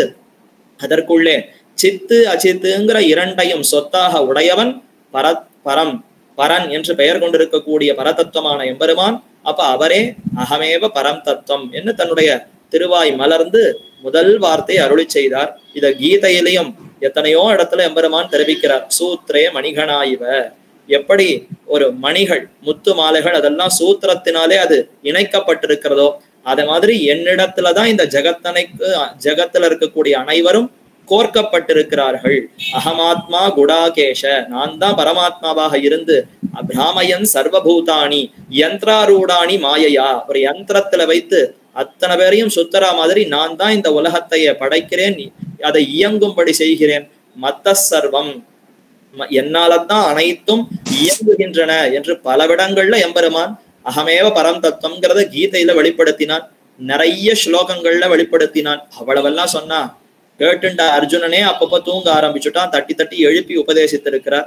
அப்ப நிறைய ஸ்லோகங்கள்லாம் கலியுகத்துக்கு எடுபடாது, சுருக்கமா ஒரு வரியில சொல்லுவோம் என்பதற்காகத்தான் அகமேவ பரம் தத்துவம் என்று தெரிவித்தார். அப்ப எம்பெருமானே திருமகள் கேள்வனே பரன் என்று முதல் அர்த்தம். இது கூடவா இளையாழ்வாருக்கு தெரியாது? இதுலயே அவருக்கு சந்தேகமானு கேட்டா அவருக்கு சந்தேகம் இல்லை. ஆனாலும் அதை நிர்ணயமா, அத கல்வெட்டு படிகிறா போல அதை நிர்ணயமாக்கி கொடுக்க வேண்டுமே. இனி யாருமே கேள்வி எழுப்ப முடியாதபடி பெருமாளே திருவாய் மலர்ந்து அருளி செய்து விட்டார்னா இனி அதற்கு மேல ஆக்ஷேப சமாதானமே வராது. ஆனா என்னதான் இவர் சொன்னாலும் வாதத்துல பலரும் வாதத்துல எதிர்த்து வாதம் பண்ணலாம். ஆனா பரம்பொருளே இறங்கி வந்து நான் தான் பரம்பொருள்னு கூறிவிட்டார்னா அதற்கு மேல வாதம் விவாதம் அதை எதிர்ப்பதுங்கிறதே கிடையாது. அப்படி ஒரு நிர்ணயமாக அதை செய்யப்பட வேண்டும் என்பதற்காகத்தான் இதை கலக்கமாக கொண்டு அர்ஜுனனுக்கு உண்மையிலே சந்தேகம் அங்க. ஆனா இங்க தேவப்பெருமாள், அதாவது விளையாழ்வாருக்கு உண்மையிலே சந்தேகமானு கேட்டா ஆதிசேஷனுடைய அவதாரம் சிறந்த ஞானம் அவருக்கு உண்டு. அவருக்கு எதுலயும் துளி கூட தெளிவில்லாமல் இல்லை, கலக்கம் இல்லை. ஆனாலும் பெருமானிடத்திலிருந்தே உறுதிபட இந்த வார்த்தை வந்து விட்டால் அது நமக்கு என்றென்றைக்கும் நிலைக்குமே தவிர மற்ற எதனாலயும் நிலைத்து நிற்பதற்கிறது முடியாதுங்கிறதுனாலதான் சற்று கலக்கமாக விண்ணப்பிக்க இப்ப முதல் கலக்கம் அத்தை நீக்குவதாக இந்த வார்த்தை அமைந்திருக்கிறது. திருமாலான நாமே பரம்பொருள் என்று முதல்ல தெரிவித்தார். அடுத்து அகமேவ பரம் தத்துவம். அப்ப பரதத்துவம்னு அவர் இருக்காருன்னா அப்ப அவரை காட்டிலும் மற்றது இருக்கிறதனவா இல்லனவான்னு சந்தேகம் வருமே. உண்டு, அந்த பேதமே தரிசனம், தரிசனம் பேத ஏவச்ச என்ன அடுத்த வார்த்தையை தெரிவிக்கிறார். உண்டு உண்டு, சேத்தனங்கள் உண்டு அச்சேதனங்கள் உண்டு, இரண்டும் என்னை காட்டிலும் வேறுபட்டவைதான். இந்த ஜகத்தும் பிரம்மமும் ஒன்றே என்று அத்வைத சம்பிரதாயத்துல தெரிவிக்கிறார்கள். ஜீவோ பிரம்மைவ நாபரஹா, பிரம்ம சத்தியம் ஜெகன் மித்யா, ஜீவோ பிரம்மைவ நாபரஹா இது வேதாந்த டிண்டிமஹா என்று, இதுதான் வேதாந்தத்தினுடைய முக்கியமான கொள்கையாம் இப்படின்னு அத்வைத சம்பிரதாயத்துல தெரிவிக்கப்படுகிறது. உலகமும் பிரம்மமும் வெவ்வேறு கிடையாது, கண்ணால பார்க்கக்கூடியது அத்தனையும் பிரம்மமே. பிரம்மத்திற்கு மாயை வந்து விட்டுறதாம், அந்த அஜ்ஞானத்தினாலே அது பரிணமித்து இந்த உலகமாக மாறிவிடுகிறது என்று அத்வைத கொள்கை அது அப்படி தெரிவிக்கிறது. அப்படி கொண்டால் பிரம்மத்திற்கே அஜ்ஞானம் வருமா? பிரம்மங்கிறது எப்பேற்பட்டது, ஞானமே வடிவாக இருக்கக்கூடிய பிரம்மத்திற்கே அஜ்ஞானம் வந்து மூடிண்டுடுத்து மாயையினால அது இப்படி பிரமிக்கிறது, தானே மயங்குகிறதுன்னு சொன்னா பிரம்மமே மயங்கி போச்சுன்னா அப்புறம் யார் அதை தெளிவிக்கிறது? இருக்கிறது பிரம்மத்தை தவிர வேற எதுவும் இல்லை. அந்த பிரம்மமும் அஜ்ஞானத்தினாலே மயங்கி இப்படி எல்லாம் பிரமிக்கிறதுன்னு சொன்னால் இது நம்ப தகுந்ததாக இருக்குமா? இதை மனசு ஏற்குமா? பிரம்மங்கிறது ஞான வடிவமாக இருப்பவர், சிறந்த சூரியன் பிரகாசிக்கிறார். ஆனா அந்த சூரியனுக்கே அஜ்ஞானம் வந்துடுது, அந்த சூரியனையே இருட்டு மூடிடுத்து அப்படின்னு சொன்னா ஏதானும் சூரியனை இருட்டு மூட முடியுமா? முடியாது. அதே மாதிரி தான் பிரம்மங்கிறவர் ஞான வடிவமாக இருக்கிறார். அப்ப அவருக்கு அஜ்ஞானம் வருவதுங்கிறது இது நினைத்து பார்ப்பதற்கு கூட சரிபட்டு வரல. அதனால இது கொள்கை அன்று. பேதம் உண்டு, பேதம்னா வேறுபாடுகள் உண்டுன்னு அர்த்தம். தரிசனம் பேத ஏவச்ச, தரிசனம்னு சொன்னால் சித்தாந்தம் கொள்கைகள், தரிசனம்னா கண்ணால பார்த்து நிர்ணயிக்கிறது, அது மட்டும் அல்ல ஆராய்ந்து நிர்ணயிக்கிறதுன்னு கொள்ளுவோம். தரிசனம்ங்கிற சொல்லுக்கு ஆராய்ச்சி பண்ணி நிறைய கண்ணால பார்க்கிறது மட்டுமல்லாது உட்கண் நெஞ்சாகிற உட்கண்ணாலையும் பார்த்து நல்ல மதிய வைத்து அறிவு வைத்து ஆராய்ந்து பார்த்து நிர்ணயிக்கக்கூடிய கொள்கை. அப்படிப்பட்ட கொள்கை எதுன்னா வேதம். எம்பெருமான் பிரம்மத்திற்கும் ஜகத்திற்கும் வேறுபாடு உண்டு. ஜகத்துங்கிறது தனி, பிரம்மங்கிறது தனி. பிரம்மத்தை காட்டிலும் வேறுபட்டவை சேத்தன அச்சேதனங்கள். அதே சமயத்துல ஒன்றும் உண்டு. ஒன்றுன்னு சொல்ல வேத வாக்கியங்கள் எல்லாம் அப்ப தள்ளிடலாமா? பிரம்மத்தை தவிர வேறு எதுவுமே கிடையாது, பிரம்மம் தான் இந்த ஜகத்து அப்படின்னு பல வேத வாக்கியங்கள் கூறுகின்றனவே, அந்த வாக்கியங்களை எல்லாம் அப்ப பொய்ன்னு சொல்லிடலாமா? அப்படியும் சொல்ல முடியாது. வேத நூல் ஓதுகின்றது உண்மை அல்லது இல்லையே என்று திருமழிசை ஆழ்வார் தெரிவிக்கிறாரே. அப்ப வேதாந்தத்துல என்னென்ன வரிகள் இருந்தாலும் அனைத்தும் சத்தியம், அனைத்தும் முரண்படாமல் தான் நிர்ணயிக்க வேண்டும். அப்ப சில வேத வாக்கியங்கள் எல்லாம் இப்போ ரெண்டா பிரிச்சுக்கணும். சிலது வேதத்தை கூறுகிறது, சிலது அபேதத்தை கூறுகிறது. அகம் பிரம்மாஸ்மி, தத்துவமசி என்று இது முதலான வாக்கியங்கள் எல்லாம் பிரம்மத்திற்கும் இந்த உலகத்திற்கும் வேறுபாடே இல்லை, பிரம்மமே இந்த ஜகத்து என்று கூறுகிறா போல அமைந்திருக்கிறது. அப்ப இதற்கெல்லாம் அபேத ஸ்ருதிகள் என்று பெயர்.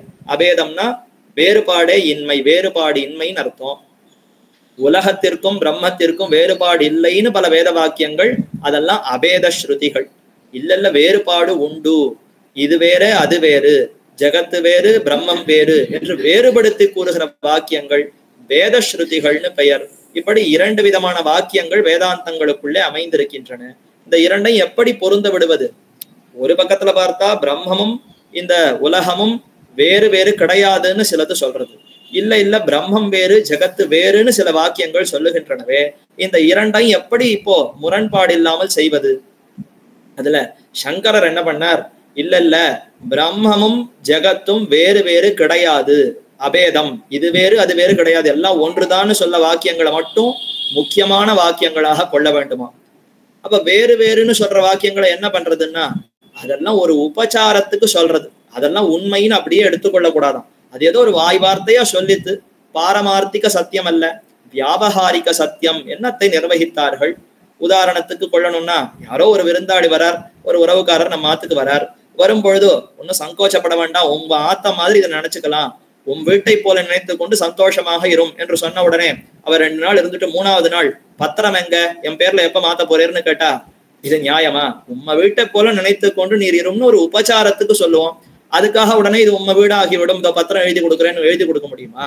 அந்த மாதிரி உலகமும் இந்த பிரம்மமும் வேறு வேறுன்னு சொல்றது ஒரு உபச்சாரத்துக்கு சொல்றதா, அதெல்லாம் உண்மையா அப்படியே எழுத்துன்ற முடியாது. அப்ப எது உண்மைனா பிரம்மமும் இந்த ஜகத்தும் வேறு வேறு கிடையாதுன்னு சொல்ற வாக்கியங்களைத்தான் உண்மையாக கொள்ள வேண்டும் என்று சங்கரர் சொன்னார்.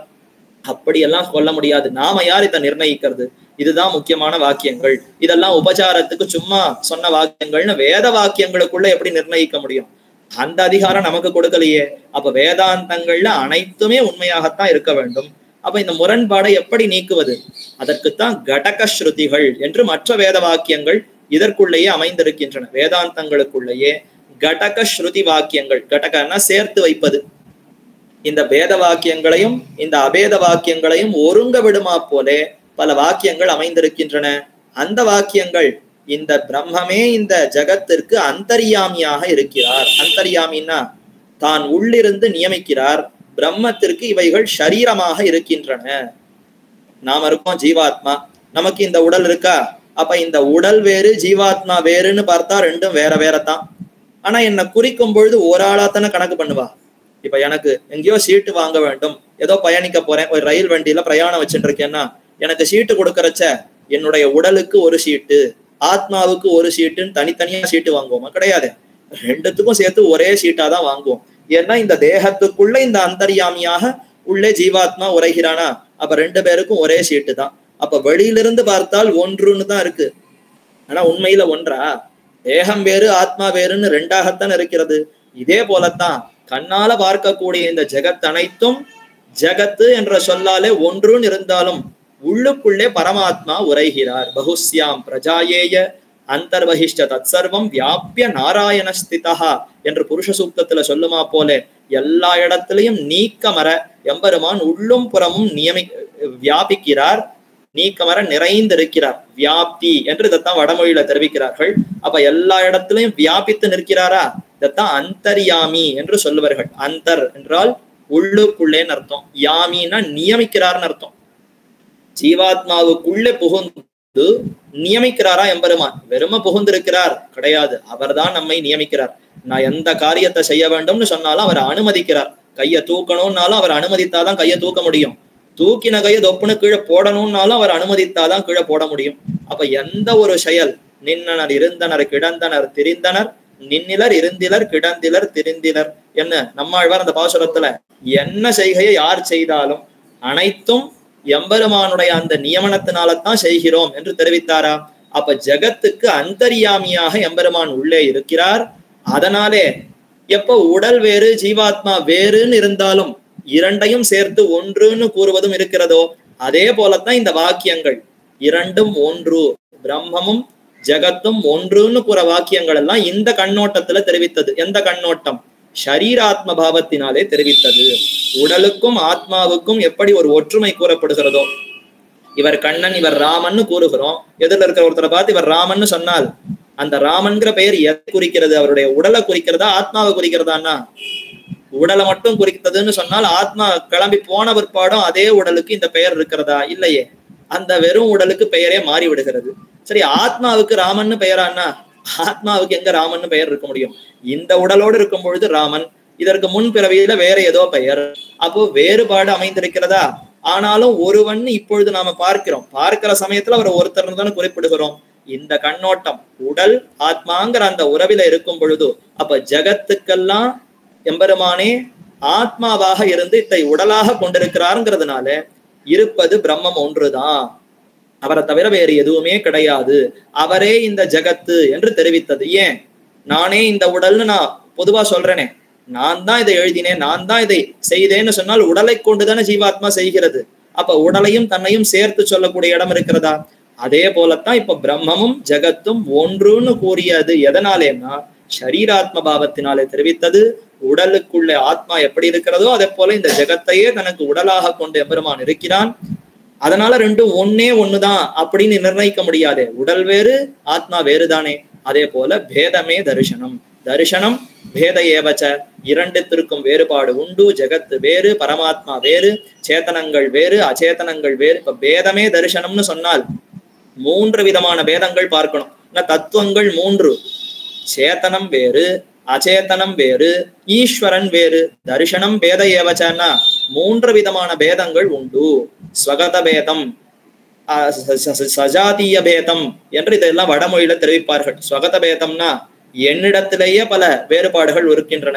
நான் ஒன்றுன்னு சொன்னாலும் என்னுடைய உறுப்புகள் அங்கங்கள்னு தனித்தனியா தானே இருக்கு. என்னுடைய கை தனி, கால் தனி, கண் தனி, காது தனி, மூக்கு தனின்னு பல உறுப்புகள் பல அங்கங்கள் சேர்ந்து இந்த உடல் அமைந்திருக்கிறது. அங்கங்களை பிரித்தால் தனித்தனியாக ஆகிவிடும், அங்கங்களை சேர்த்தால் ஒன்றாக ஆகிவிடும். அப்ப இது எனக்குள்ளே இருக்கக்கூடிய பேதம், வேறுபாடுகள். அப்புறம் சஜாத்திய பேதம், ஆத்மாக்களே பல ஆத்மாக்கள் இருக்கின்றனரே, ஒவ்வொரு ஆத்மாவும் வேறுபட்டவர்கள். அதே மாதிரி பத்தர்கள், நித்தியர்கள், முக்தர்கள்ங்கிற வேறுபாடும் அமைந்திருக்கிறது. இது சேத்தனங்கள் ஜீவாத்மாக்களுக்குள்ள இருக்கக்கூடிய பேதம். அச்சேதனத்தை காட்டிலும் சேத்தனமானது பேதம், சேத்தனத்தை காட்டிலும் பரமாத்மா பேதப்பட்டவர். 3ம் ஒன்றோடு ஒன்று வேறுபட்டவர்கள். அதே சமயத்துல 3ம் ஒன்றோடு ஒன்று எப்பொழுதும் சேர்ந்துதான் இருக்கும். இப்ப இவர்கள் 3வருமே வேறுபட்டவர்கள்ங்கிறதுனால இவர் தனியா இருப்பார், அவர் தனியா இருப்பார், பரமாத்மா தனியா இருப்பாரான்னு கேட்டா இருக்கவே மாட்டார். எந்த ஒரு தத்துவமாக இருந்தாலும் இந்த 3ம் அமைந்திருக்கும். அதே சமயத்துல 3ம் வெவ்வேறுபட்டது. இதுவும் அதுவும் வேறுபட்டது, ஆனா எப்பொழுதும் சேர்ந்தே இருக்கும். தரிசனம் பேத ஏவச்ச என்று ஓரளவுக்கு சொல்லியிருக்கேன். இன்னும் இதுல நிறைய ஸ்ரீபாஷ்ய கருத்துகள், அர்த்தங்கள் எல்லாம் அடங்கி இருக்கின்றன. அதையெல்லாம் வல்லார் வாய் கேட்டு நன்னா காலக்ஷேபமாக கேட்டு அதையெல்லாம் தெளிவு பெற வேண்டும் என்று கூறுகிறேன். ஜகத்து பிரம்ம பேதமே தரிசனம் என்று இப்ப தேவபெருமாள் அருளி செய்ததுனாலே நிர்ணயமாகிவிட்டது. ஆமாம், இந்த ஜகத்து வேறுதான், பரமாத்மா வேறுதான். இந்த ஜகத்து உண்மையாக இருந்தால்தான் இது வேறுபட்டதுன்னு சொல்ல முடியும். இப்ப அத்வைதி சொல்ற மாதிரி இந்த ஜகத்து பொய்ன்னு சொன்னால் இல்லாத ஒன்றை என்னோட எதற்கு வேறுபடுத்தணும்? இருக்கிறதே ஒன்றுதான்னு சொன்னால் அப்ப இவரை காட்டிலும் மற்றொன்று இல்லைன்னு சொல்லலாமே தவிர அந்த மற்றொன்று வேறு நான் வேறுன்னு சொல்லவே முடியாது. ஒண்ணு இருந்தால்தான் இல்ல அது வேறு நான் வேறுன்னு சொல்ல முடியும். எப்ப எம்பெருமான் வேறு பேதம்னு அருளி செய்திருக்கிறாரோ, வேறுபாடுகள் உண்டுன்னு சொல்லி இருக்காரோ, அப்ப அவரை காட்டிலும் மற்ற தத்துவங்கள் உண்டு. சேத்தனம் அச்சேதனங்களாக இருக்கக்கூடிய இந்த ஜகத்து எம்பெருமான காட்டிலும் வேறுபட்டது என்று இதுதான் சத் சம்பிரதாயம், இதுதான் வேதாந்தங்களுடைய கருத்து என்று ஆச்சரியமா இப்ப தேவபெருமாள் காண்பித்தார். அகமேவ பரம் தத்துவம் தரிசனம் பேத ஏவச்ச. தரிசனம் சம்பிரதாய அர்த்தம்னு சொன்னால் அது வேறுபாடுகள் உண்டு, ஜீவாத்மாக்கள் வேறு, அச்சேதனம் அறிவற்ற ஜடப்பொருள் வேறு, பரமாத்மா வேறு என்று இந்த அழகா நிர்ணயித்து கொடுத்தார். அடுத்து அகமேவ பரதத்துவம் தரிசனம் பேத ஏவச்ச உபாயேஷு பிரபத்தி ஸ்யாத். தத்துவ ஞானம் வந்துடுத்து சுவாமி. நான் வேறு, பரமாத்மா வேறு, ஜீவாத்மா வேறுன்னு தெரிஞ்சுட்டேன். இப்ப இந்த ஜீவாத்மா என்ன உபாயத்தை பண்ணி எம்பெருமானை அடைவது? ஏதோ ஒரு வழி வேண்டுமே. இப்ப தத்துவ ஞானம் புரிந்து விட்டது. தரிசனம் வேத ஏவச்சங்கிறதுனால ஈஸ்வரன் பரம்பொருள் தெரிந்து கொண்டு விட்டேன். அவரை காட்டிலும் இந்த சேதனங்கள் அச்சேதனங்கள் வேறுபட்டவை. வேறுபட்டவைனா அவருக்கு சொத்தாக இருப்பவைன்னு புரிந்து கொள்ளணும். வேறுபட்டவைனா ஓ அவர் வேற நான் வேற, எனக்கும் அவருக்கும் சம்பந்தமே இல்லையா? அப்படி அல்ல. எனக்கும் அவருக்கும் நீக்க முடியாத ஒழிக்க முடியாத உறவுகள் உண்டு. அதுல நான் அவருக்கு சொத்தாக இருக்கிறேன், அவர் எனக்கு சுவாமியாக இருக்கிறார், அவர் எனக்கு மாதா பிதாவாக இருக்கிறார், நான் அவனுக்கு குழந்தையாக இருக்கிறேன்னா அப்ப அடையத்தக்க புருஷார்த்தம் அவரேன்னு நிர்ணயிச்சுக்கணும். இந்த தத்துவங்களை அறியும் பொழுது இந்த பரதத்துவத்தை அறிந்து கொண்டால் தத்துவமேகோ மகாயோகி ஹரிஹி நாராயணஹா ஸ்மிருதஹா. இதை பத்தி பல பிரமாணங்கள் தெரிவிக்கிறது. ஆலோட்ய சர்வசாஸ்திரானாம், அனைத்து சாஸ்திரங்களையும் நன்கு விசாரித்து பார்த்தால் தத்துவம் ஏகோ மகாயோகி, ஒரே தத்துவம் தான் இருக்கிறது. அது எந்த தத்துவம்னா நாராயணஹா ஸ்மிருதஹா, நாராயணனே ஒரே தத்துவமாக அமைந்திருக்கிறார்னு ஒரு ரிஷி தெரிவிக்கிறார். என்ன சுவாமி இப்பதான் வேறுபாடுகள் உண்டு, வெவ்வேறு தத்துவங்கள் உண்டுன்னு பார்த்தோம். எல்லா சாஸ்திரத்தையும் ஆராய்ந்து பார்த்தால் ஒரே தத்துவம் தான் இருக்குன்னு அவர் சொல்றாரு. என்ன ஒரே தத்துவம் தான் இருக்குன்னா அந்த பரமாத்மாவுக்கு கட்டுப்பட்டு தான் மற்ற தத்துவங்கள் இருக்கின்றனவே தவிர அவரை விட்டு பிரிந்து அவரை விட்டு முழுவதுமாக வேறுபட்டு அவருக்கு சமமாகவோ மேம்பட்டவராகவோ மற்றொன்று இல்லைன்னு அர்த்தமே தவிர அவரை தவிர வேற எதுவுமே இல்லைன்னு இங்க அர்த்தம் கிடையாது. தத்துவம் ஏகோ மகாயோகின்னா அவர் ஒருவர் தான் தத்துவம். அவர் இருந்தார்னு சொன்னால் இது இருக்கும், அவர் இல்லைன்னா ஜகத்தே இருக்காது. இந்த ஜகத்து இயங்குகிறதே, அச்சேதனம் சேத்தனமும் நன்னா இயங்குகிறது, காரியங்களை செய்கிறதுன்னு எப்படி முடியும்னா அது பரமாத்மா இருப்பதினாலே இவர் எல்லாம் செய்கிறார். அவர் இல்லைன்னா இது இல்லாததாக ஆகிவிடும் என்பதினாலே ஏகோ தத்துவம், ஒரே தத்துவம்னு தெரிவித்தது. அப்படிப்பட்ட அந்த நாராயணனே சிறந்த தத்துவம், அவர் தான் அடையத்தக்க புருஷார்த்தம் என்பதை இப்ப நிர்ணயித்துக் கொள்ள வேண்டும். சரி, அவரை புருஷார்த்தமா நிர்ணயிச்சுட்டேன், எப்படி அவரை அடையிறது? அவரோ எங்கோ இருக்கார், நான் எங்கேயோ சம்சாரத்துல கட்டுப்பட்டிருக்கேன், அனாதி காலமான கர்மத்தினாலே கட்டுப்பட்டிருக்கிற நான் அடியேன் எப்படி அவரை அடைய முடியும்? அதற்குத்தான் இப்ப அழகா உபாயத்தை தெரிவிக்கிறார். சாஸ்திரங்களை பார்த்தா கர்மயோகம், ஞான யோகம், பக்தி யோகம்னு நிறைய உபதேசிக்கிறது. கண்ணன் கீதையில முதல் 6 அத்தியாயத்துல இனி மிச்சமில்லாமல் கர்மயோகம் ஞான யோகத்தை நன்ன விளக்கி கூறினார். இந்த இரண்டையும் செய்தால் அல்லது கர்மயோகத்தை மட்டுமே ரொம்ப உறுதியோடு ஒருத்தன் கடைபிடித்தான்னு சொன்னால் ஆத்ம சாட்சா்காரம் ஏற்படும். ஆத்மா என்னங்கிறது தெளிவா தெரிஞ்சுக்கலாமா? இப்ப நாமெல்லாம் ஆத்மா ஆத்மான்னு பேசின்னு இருக்கோம், ஏதோ காலக்ஷேபம் உபன்யாசம் நிறைய கேட்டு இருக்கிறதுனால நீர் யாருன்னு கேட்டா கொஞ்சம் நான் ஆத்மா, நான் ஜீவாத்மான்னு சொல்றோம். அந்த ஆத்மாங்கிறது எப்படி இருக்கும்? அதனுடைய உணர்வு நமக்கு ஏதாவது இருக்கா? சொல்றச்ச ஆத்மா நான்னு சொன்னா கூட அடுத்த க்ஷணமே ஒரு கொசு கடித்தால் கூட உடனே வலிக்கிறது, எரிகிறது, அதை சொரிஞ்சுக்கிறோம்னு பார்க்கிறோம்னா இன்னும் உடல்னு தான் நம்ம பிரமித்து கொண்டிருக்கிறோமே தவிர உடலை காட்டிலும் ஆத்மா வேறுபட்டது, நான் ஆத்மாங்கிற அந்த தெளிவான உணர்வு நமக்கு வந்து விட்டதான்னு கேட்டா இன்னும் வரலையே. அது வர வேண்டும்னு சொன்னால் கர்மயோகத்தை விடாமல் கடைபிடிக்க வேண்டும். அந்த கர்மயோகத்தினாலேயே ஞானிகள்லாம் ஆத்ம சாட்சா்காரத்தை பெற்றார்கள்னு உபதேசித்தார். ஆத்மா யாருன்னு தெளிவா தெரிந்து கொண்டு விடலாம். அந்த ஆத்மா தன்னை யாருன்னு புரிந்து கொண்ட பிற்பாடுதான் பரமாத்மாவுக்கு இந்த ஆத்மா அடிமை, தொண்டன். ஆகவே அந்த பரமாத்மாவினிடத்துல இனிமே ஈடுபட வேண்டும். அவரை பத்தின பெருமைகளை எல்லாம் தெரிந்து கொண்டு கண்ணன் 7ஆம் அத்தியாயத்துல தன்னுடைய பெருமைகளை எல்லாம் விவரித்து இனி மேற்கொண்டு பக்தி யோகத்தை விவரிக்கிறார். அப்ப அந்த பரமாத்மாவினிடத்துல இடைவிடாத காதல், அன்பு, பக்தி இதை வளர்த்து கொண்டால் அந்த பக்தியினுடைய உச்ச நிலையில எம்பெருமானை அடையலாம் என்று உபதேசிக்கிறார். அப்ப கீதையில பக்தி யோகத்தை எல்லாம் உபதேசித்தார். அதேதான் இப்ப நமக்கு உபாயமானு கேட்டா அர்ச்சாவதார எம்பெருமான் எளிமையே வடிவனாக இருப்பவன் அல்லவா? அதனால தெரிவிக்கிறார், மோக்ஷோபாயேஷு பிரபத்தி சியாத், உபாயேஷு பிரபத்தி சியாத். பிரபத்தி என்றால் ஞாசம், சரணாகதி, என்னிடத்துல ஏதும் இல்லை, அகிஞ்சனஹா அனன்யகதிஹி தொமேவ சரணம், நீர்தான் ஒரே புகழ், உம்மை தவிர வேறு புகழ் அடியேனுக்கு இல்லை, நோற்ற நோன்பிலேன், நுண் அறிவிலேன், ஆகிலும் இனி உன்னை விட்டொன்னும் ஆத்த கிற்கின்னிலேன், அளவினனை அம்மானே என்று நம்மாழ்வார் வானமாமலை அந்த தெய்வநாயக தெம்பெருமானிடத்துல சரணாகதி பண்ணார். ஆள வந்தார், நதர்மனிஷ்டோஸ்மி நச்சாத்மவேதி ந பக்திமான் தொச்சரணாரவிந்தே என்று அகிஞ்சனோ அனன்யகதிஷ்சரண்ய தொத்பாத மூலம் சரணம் பிரபத்தியேன்னு சரணாகதி பண்ணாரே. இந்த சரணாகதி தான் பிரபத்தி என்று அழைக்கப்படுகிறது. பிரபதனம் என்றால் பற்றுதல், அதனுடைய அந்த வார்த்தை தான் மாறி பிரபத்தின்னு தமிழ்ல அழைக்கிறோம். பிரபதனம் என்றால் பற்றுதல். எம்பெருமானை போய் வரித்து துவமேவ உபாய பூதோ மேபவ, தேவரீரே உபாயம், உம்மை தவிர வேறு உபாயம் கிடையாது என்ன கண்ணன் அதைத்தானே தெரிவித்தார். மாயாமேதாம் தரந்திதே மாமேவ ஏ பிரபத்யந்தே, இந்த மாயையினால இந்த சம்சாரத்தில் அனைவரும் கட்டுப்பட்டிருக்கிறார்கள். இதை கடக்க மிகவும் அரிது, துர்லபம். எத்தனையோ ஆயிரக்கணக்கான பிறவிகள் எடுத்தாலும் இந்த சம்சார சாகரத்தை கடப்பதுங்கிறது மிகவும் கஷ்டம். ஆனால் கடக்கலாம். யார் ஒருவன் என்னையே பற்றுகிறானோ, மாமேவையே பிரபத்யந்தே மாயாமேதாம் தரந்திதே என்று எம்பெருமான் தெரிவித்தார். அப்ப அந்த எம்பெருமானே உபாயமாக இருக்கிறாரே தவிர நம்முடைய செயல்களோ நமக்கு இருக்கக்கூடிய ஞானமோ மற்ற ஏதும் உபாயம் அன்று. அதத்தான் கர்மயோகம் உபாயம் அல்ல. சரி, நல்ல ஞானம் இருக்கு, ஞானான் மோக்ஷா, ஞானம் இருந்தால் கண்ணன் கீதையிலே சர்வம் ஞான பிளவேனைவ விருஜினம் சந்தரிஷ்யதி, சிறந்த ஞானத்தையே படகாக கொண்டு இந்த சம்சாரத்தை கடக்கலான்னு உபதேசித்தார். வெறும் வரட்டு ஞானம் இருந்தால் போராது. நல்ல உபனிஷத்தை எல்லாம் படிச்சுட்டேன், கசடர அனைத்தையும் கற்றுவிட்டேன், எதை கேட்டாலும் ஒப்பிப்பேன்ற ஞானம் இருந்தால் சம்சாரத்தை கடந்து விடலாமான்னு கேட்டா அந்த வெறும் வரட்டு ஞானத்தினாலே கடக்க முடியாது. சரி, பக்தியினால கடக்கலாமான்னா பண்ணலாம். எத்தனையோ ஜென்ம ஜென்மமாக பக்தி யோகம் பண்ணி கொண்டிருப்பவர்கள்லாம் இன்னும் காத்துட்டு இருக்கா.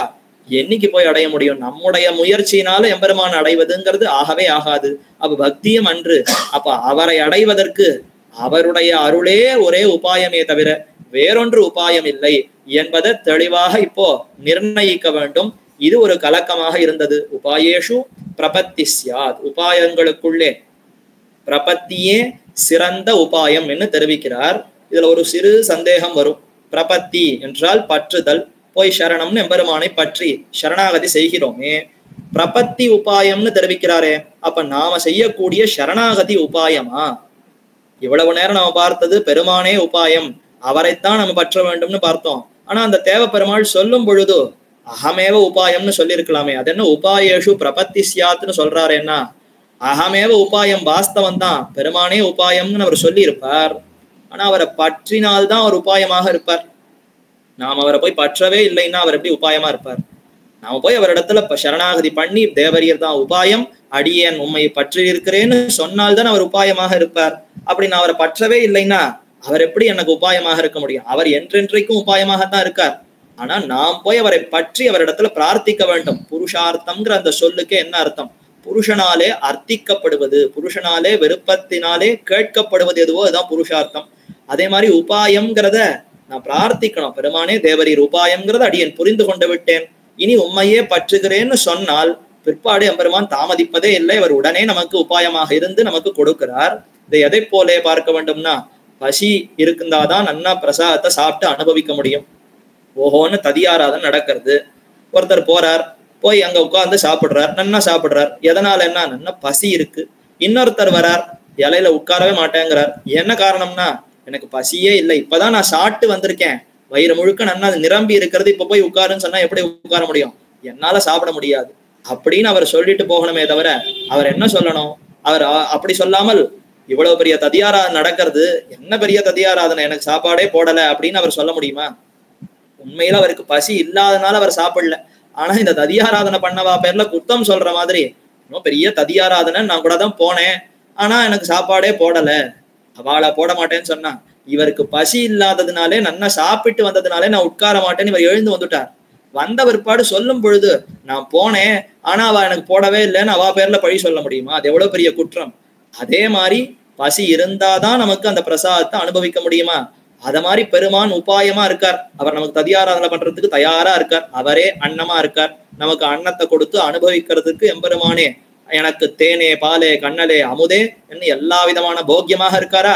இப்படிப்பட்ட போக்கியமா இருக்கக்கூடிய எம்பெருமான நான் அனுபவிக்க வேண்டும்னா எனக்கு பசின்னு ஒண்ணு இருக்கணுமே. அந்த பசி இருந்தால்தான் நான் போய் அனுபவிக்க முடியும். அந்த பசி என்ன? அதுதான் பற்றுதல். பெருமானே இந்த சம்சாரத்துல ஒரே கொதித்து போய்விட்டேன், தருதுயரம் தடாயேல் நின் சரணல்லால் சரணில்லை, விரைகுழவு மலர் பொழில் சோழ் வித்துவக்கோட் அம்மானே அரிசினத்தால் ஈன்னத்தாய் அகத்திடனும் நின் தன் அருள் நினைந்தே அழுங்குழவி அதுவே போன் இருந்தேனேன்னு 10 பாசுரத்துல உன்னை தவிர வேற எங்கும் நான் செல்ல மாட்டேன்னு குலசேகர ஆழ்வார் எப்படி பிரார்த்தித்தாரோ அதை போல அடியேனுக்கு உம்மை தவிர வேறு எங்கும் கதி இல்லை, வேறு எங்கும் என்னால போக முடியாது, தேவரீரே உபாயம் உபாயம்ங்கிறத வெளியிடணும். இத்தனை காலம் அத வெளியிடவே இல்லையே. அன்ன உண்டியே உடையேன் அதிலேயே ஈடுபட்டு கொண்டிருந்தான்.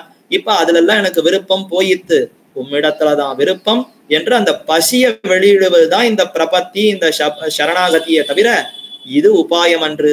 இப்ப பசிய உபாயம்னு சொல்ல முடியுமா? ஒருத்தருக்கு பசி இருக்கு, அந்த பசியினாலேயே அவருக்கு அன்னம் கிடைத்து விடுமா? பசி இருக்கிறவா எல்லாருக்கும் அன்னம் கிடைக்காது. அப்ப அன்னதாத்தா யாரோ அவர் நமக்கு அன்னம் எடுக்கிறாரே தவிர எனக்கு பசி இருப்பதினாலே அன்னம் கிடைக்கவில்லை. பசி எதற்கு? அந்த அன்னத்தை அனுபவிப்பதற்கு தான் இந்த பசி உறுதுணையாக இருக்குமே தவிர பசிங்கிறது உணவை பெற்றுக் கொடுக்கக்கூடிய உபாயமாக இருக்காது.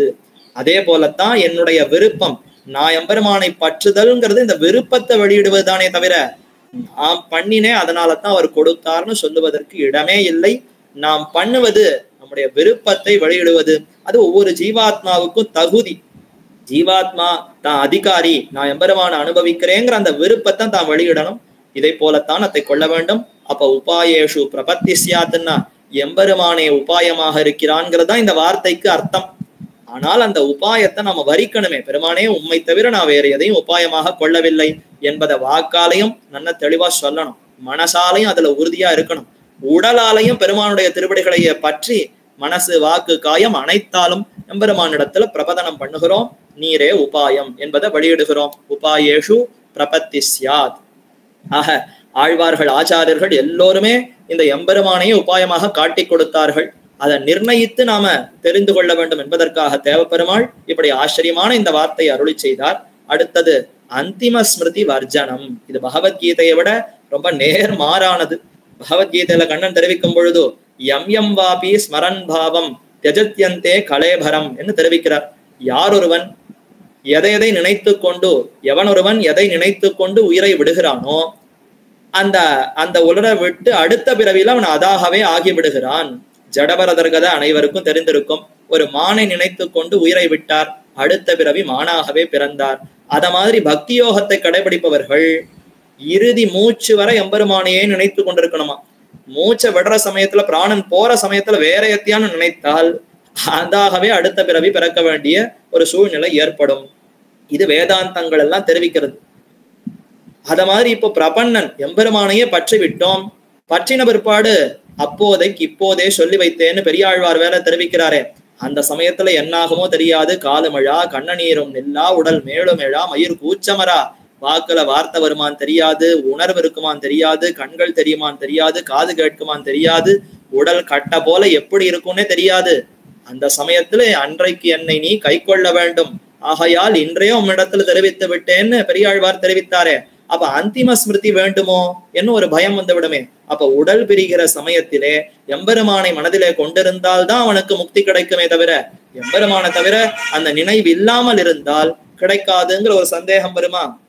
தேவையில்லைங்கிறார் தேவப்பெருமாள். ஆச்சரியமா அந்த உபனிஷத்துல என்ன சொல்லியிருக்கோ, பகவத்கீதையில என்ன சொல்லியிருக்கேனோ அதற்கு அப்படியே மாறாடி அதெல்லாம் பக்தி யோக நிஷ்டனுக்கு, சரணாகதி நிஷ்டனுக்கு அந்த தேவையெல்லாம் இல்லை, அந்த கஷ்டமும் இல்லை.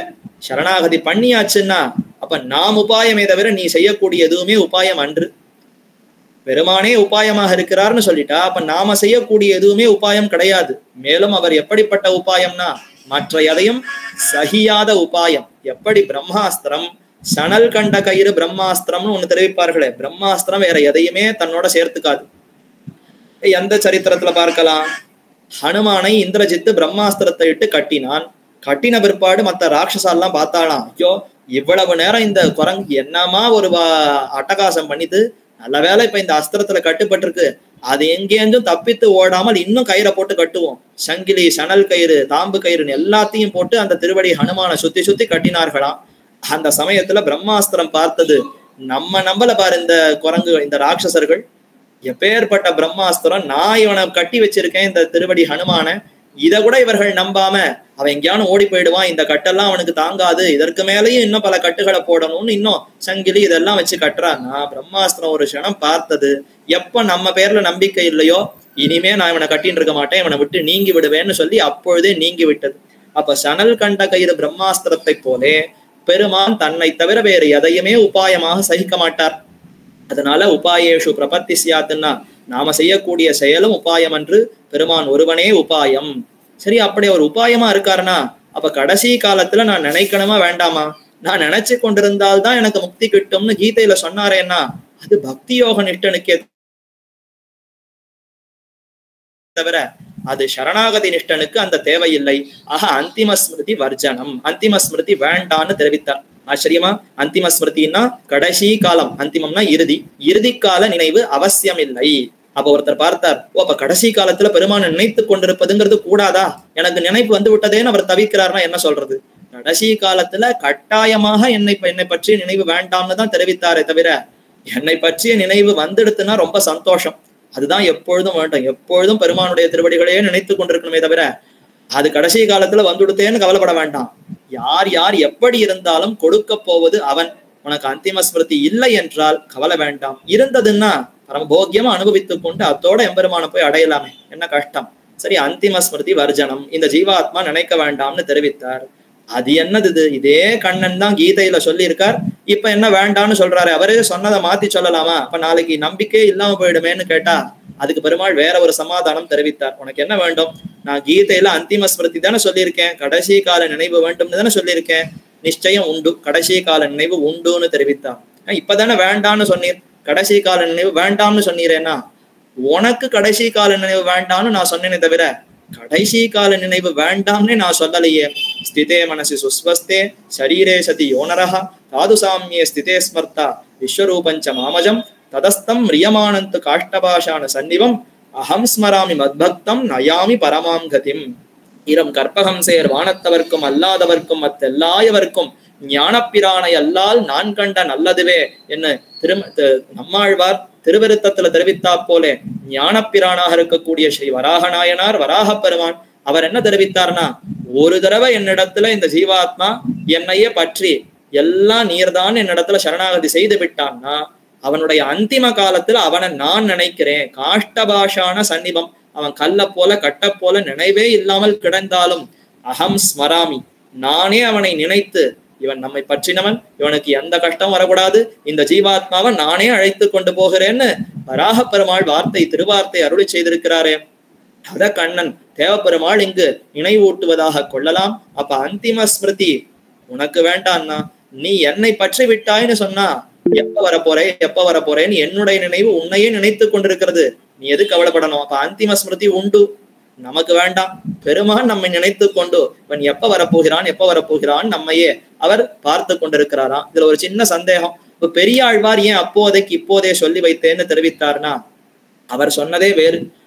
அப்போதைக்கு இப்போதே சொல்லி வைத்தேங்கிறதுக்கு என்ன அர்த்தம்னா, அந்த காலத்துல எனக்கு நினைவு இல்லாமல் போய்விடும், அந்த சமயத்துல உன்னை சரணாகதி பண்ண முடியுமோ முடியாதோ அதற்கு இப்பொழுதே சரணாகதி பண்ணி விடுகிறேங்கிறதுக்காக தெரிவித்தார். ரெண்டாவது, அவருக்கு இந்த சரணாகதி பெருமான அடைவது இதெல்லாம் மற்றொரு பிரயோஜனம். முக்கியமான பிரயோஜனம் எது? பல்லாண்டு பாடுவதுதான் பெரியாழ்வாருக்கு பிரயோஜனம். பெருமானே உன்னை பல்லாண்டு பாடிக்கொண்டே இருக்க வேண்டும், இதுதான் எனக்கு பிரயோஜனமே தவிர நான் சம்சாரத்துல கட்டுன்னு இருக்கேனா, இங்கிருந்து விடுபட்டேனா, இதெல்லாம் அவர் பார்க்கவே இல்லை. அவர் எங்கிருந்தாலும் பெருமானையே பார்த்து கொண்டிருக்கிறார். பெருமானுக்கு எந்த ஆபத்தும் இல்லாமல் ரட்சிப்பதற்கு பல்லாண்டு பாட வேண்டும், இதுதான் அவருடைய திருவுள்ளத்துல ஓடின்னு இருக்கு. இப்ப அதை நினைத்து பார்க்கிறார். நான் சரீரத்தை விடுற சமயத்துல எப்படி இருப்பேனே தெரியலையே, கல்லு கட்ட போல இருந்தா பெருமானை நினைத்து பல்லாண்டு பாட முடியுமான்னு தெரியல. அதனால அந்த சமயத்துல இந்த பல்லாண்டு பாடுவதற்கு ஏதேனும் விக்னம் வந்து விட்டால் அப்ப பிரார்த்திக்க முடியாது. அப்போதைக்கு இப்போதே சொல்லி வைத்தேன், பெருமானே இப்போதே சொல்லி வச்சுட்டேன், என்னுடைய சரீரம் இருக்கிற வரைக்கும் உமக்கு நான் பல்லாண்டு பாடிக்கொண்டே இருக்கணும். எனக்கு எத்தனை ஆயுசோ, நான் எத்தனை காலம் இங்க வாழ போறேனோ அது வரைக்கும் உன்னுடைய பல்லாண்டு கைங்கரியத்தை நான் விடவே கூடாது. அது என்னை விட்டு நீங்காமல் இருப்பதற்கு அப்போதைக்கு இப்போதே சொல்லி வைத்தேன் என்னதான் பெரியாழ்வாருடைய அந்த பாசுரத்துக்கு அர்த்தமே தவிர அப்ப நினைவு இருக்குமோ இருக்காதோ அதற்காக சொன்னேன் கிடையாது. அப்ப சரணாகதி பண்ண முடியுமோ முடியாதோ இப்பொழுதே பண்ணி வைத்தேன் ஒரு அர்த்தம். ரெண்டாவது, பல்லாண்டு இடைவிடாமல் நாம் பண்ணி கொண்டிருக்க வேண்டும், அதற்கு நீர் அருள வேண்டும் என்று பிரார்த்தித்தார். ஆக அந்திம ஸ்மிருதி வர்ஜனம், தேகாவசானே முக்தி சியாத்து, மரணமானால் வைகுந்தம் கொடுக்கும் பிரான், சரணமாகும் தனதால் அடைந்தார்க்கெல்லாம் மரணமானால் வைகுந்தம் கொடுக்கும் பிரான். திருக்கண்ணபுரத்தில் எழுந்தருள் இருக்கக்கூடிய சௌரிராஜ பெருமாள். ஆச்சரியமா, இதே மாசி மாசத்து அந்த மகம் பௌர்ணமி அந்த திதி சமயத்துல தான் தீர்த்தவாரி மகோத்சவம் திருமல் ராஜபட்னம்ங்கிற இடத்துல சமுத்திரத்துல தீர்த்தவாரி மகோத்சவம் ஆச்சரியமா நடக்க இருக்கிறது. இப்பொழுது அங்க பிரம்மோத்சவம் கூட சிறப்பாக நடைபெறும். அந்த திருக்கண்ணபுரத்து எம்பெருமான் சௌரிராஜன் எம்பெருமான் அவர் ஆச்சரியமா அருளி செய்த அந்த வார்த்தை. அதைத்தான் நம்மாழ்வார் பாசுரத்துல காட்டுகிறார். மரணமானால் வைகுந்தம் கொடுக்கும் பிரான். சரணாகதி பண்ணினவனுக்கு இந்த தேகம் முடிவிலேயே மோட்சம் கொடுத்து விடுறார். ஆனால் பக்தி யோகத்தை கடைபிடிப்பவனுக்கு பல ஜென்மங்கள் ஆகும். ஏன்னா இவன் பக்தியை முற்றணுமே.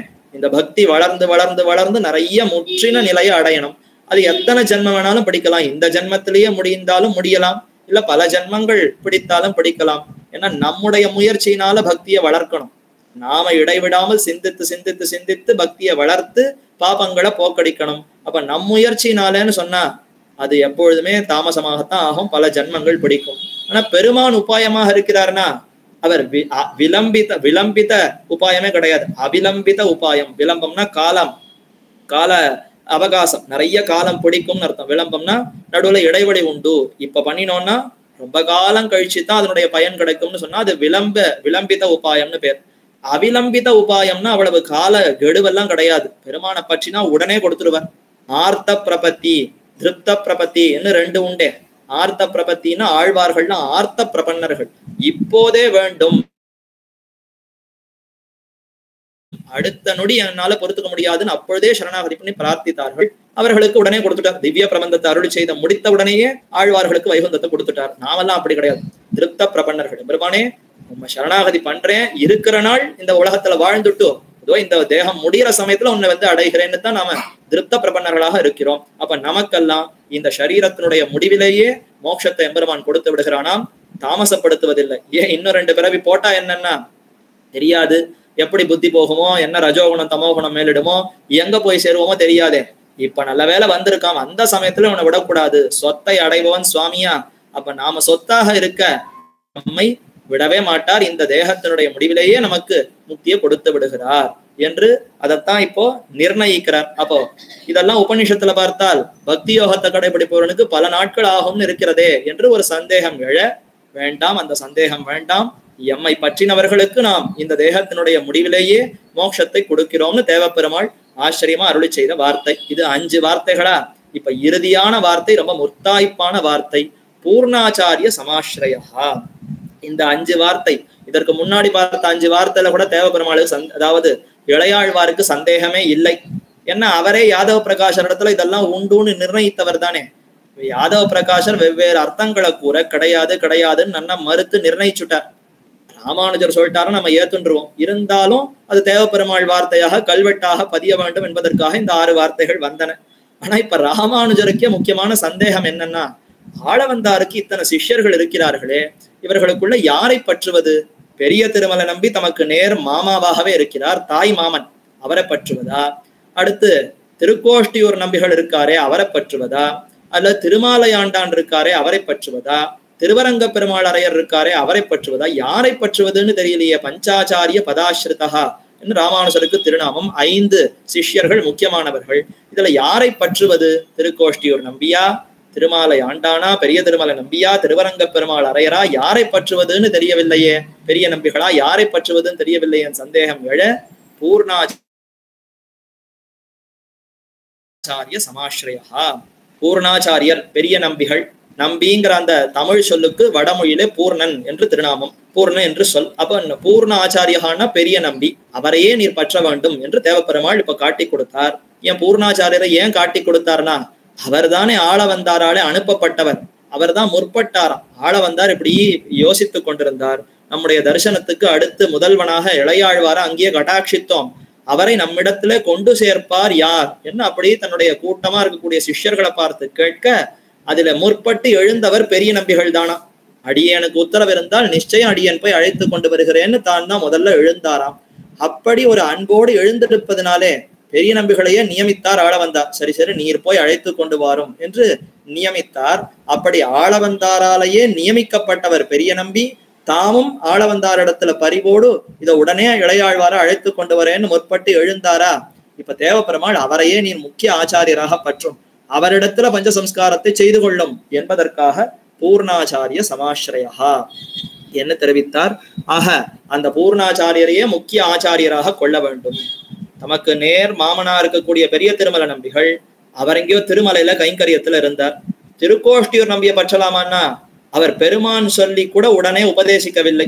18 தடவை நடக்க வைத்தார். அதற்கு முன்னாடி நம்பெருமாள் அவரே நியமிக்கிறார், திருக்கோஷ்டியூர் நம்பியே நீர் ஆள வந்தார்கிட்ட பெற்ற அர்த்தத்தை உடனே உபதேசிக்க வேண்டும்னு சொல்ல, அதெல்லாம் நம்ம பரீட்சித்து தான் உபதேசிப்போம் என்று திருக்கோஷ்டியூர் நம்பி ரொம்ப அவரிடத்திலே உறுதியா சொல்லிட்டார்.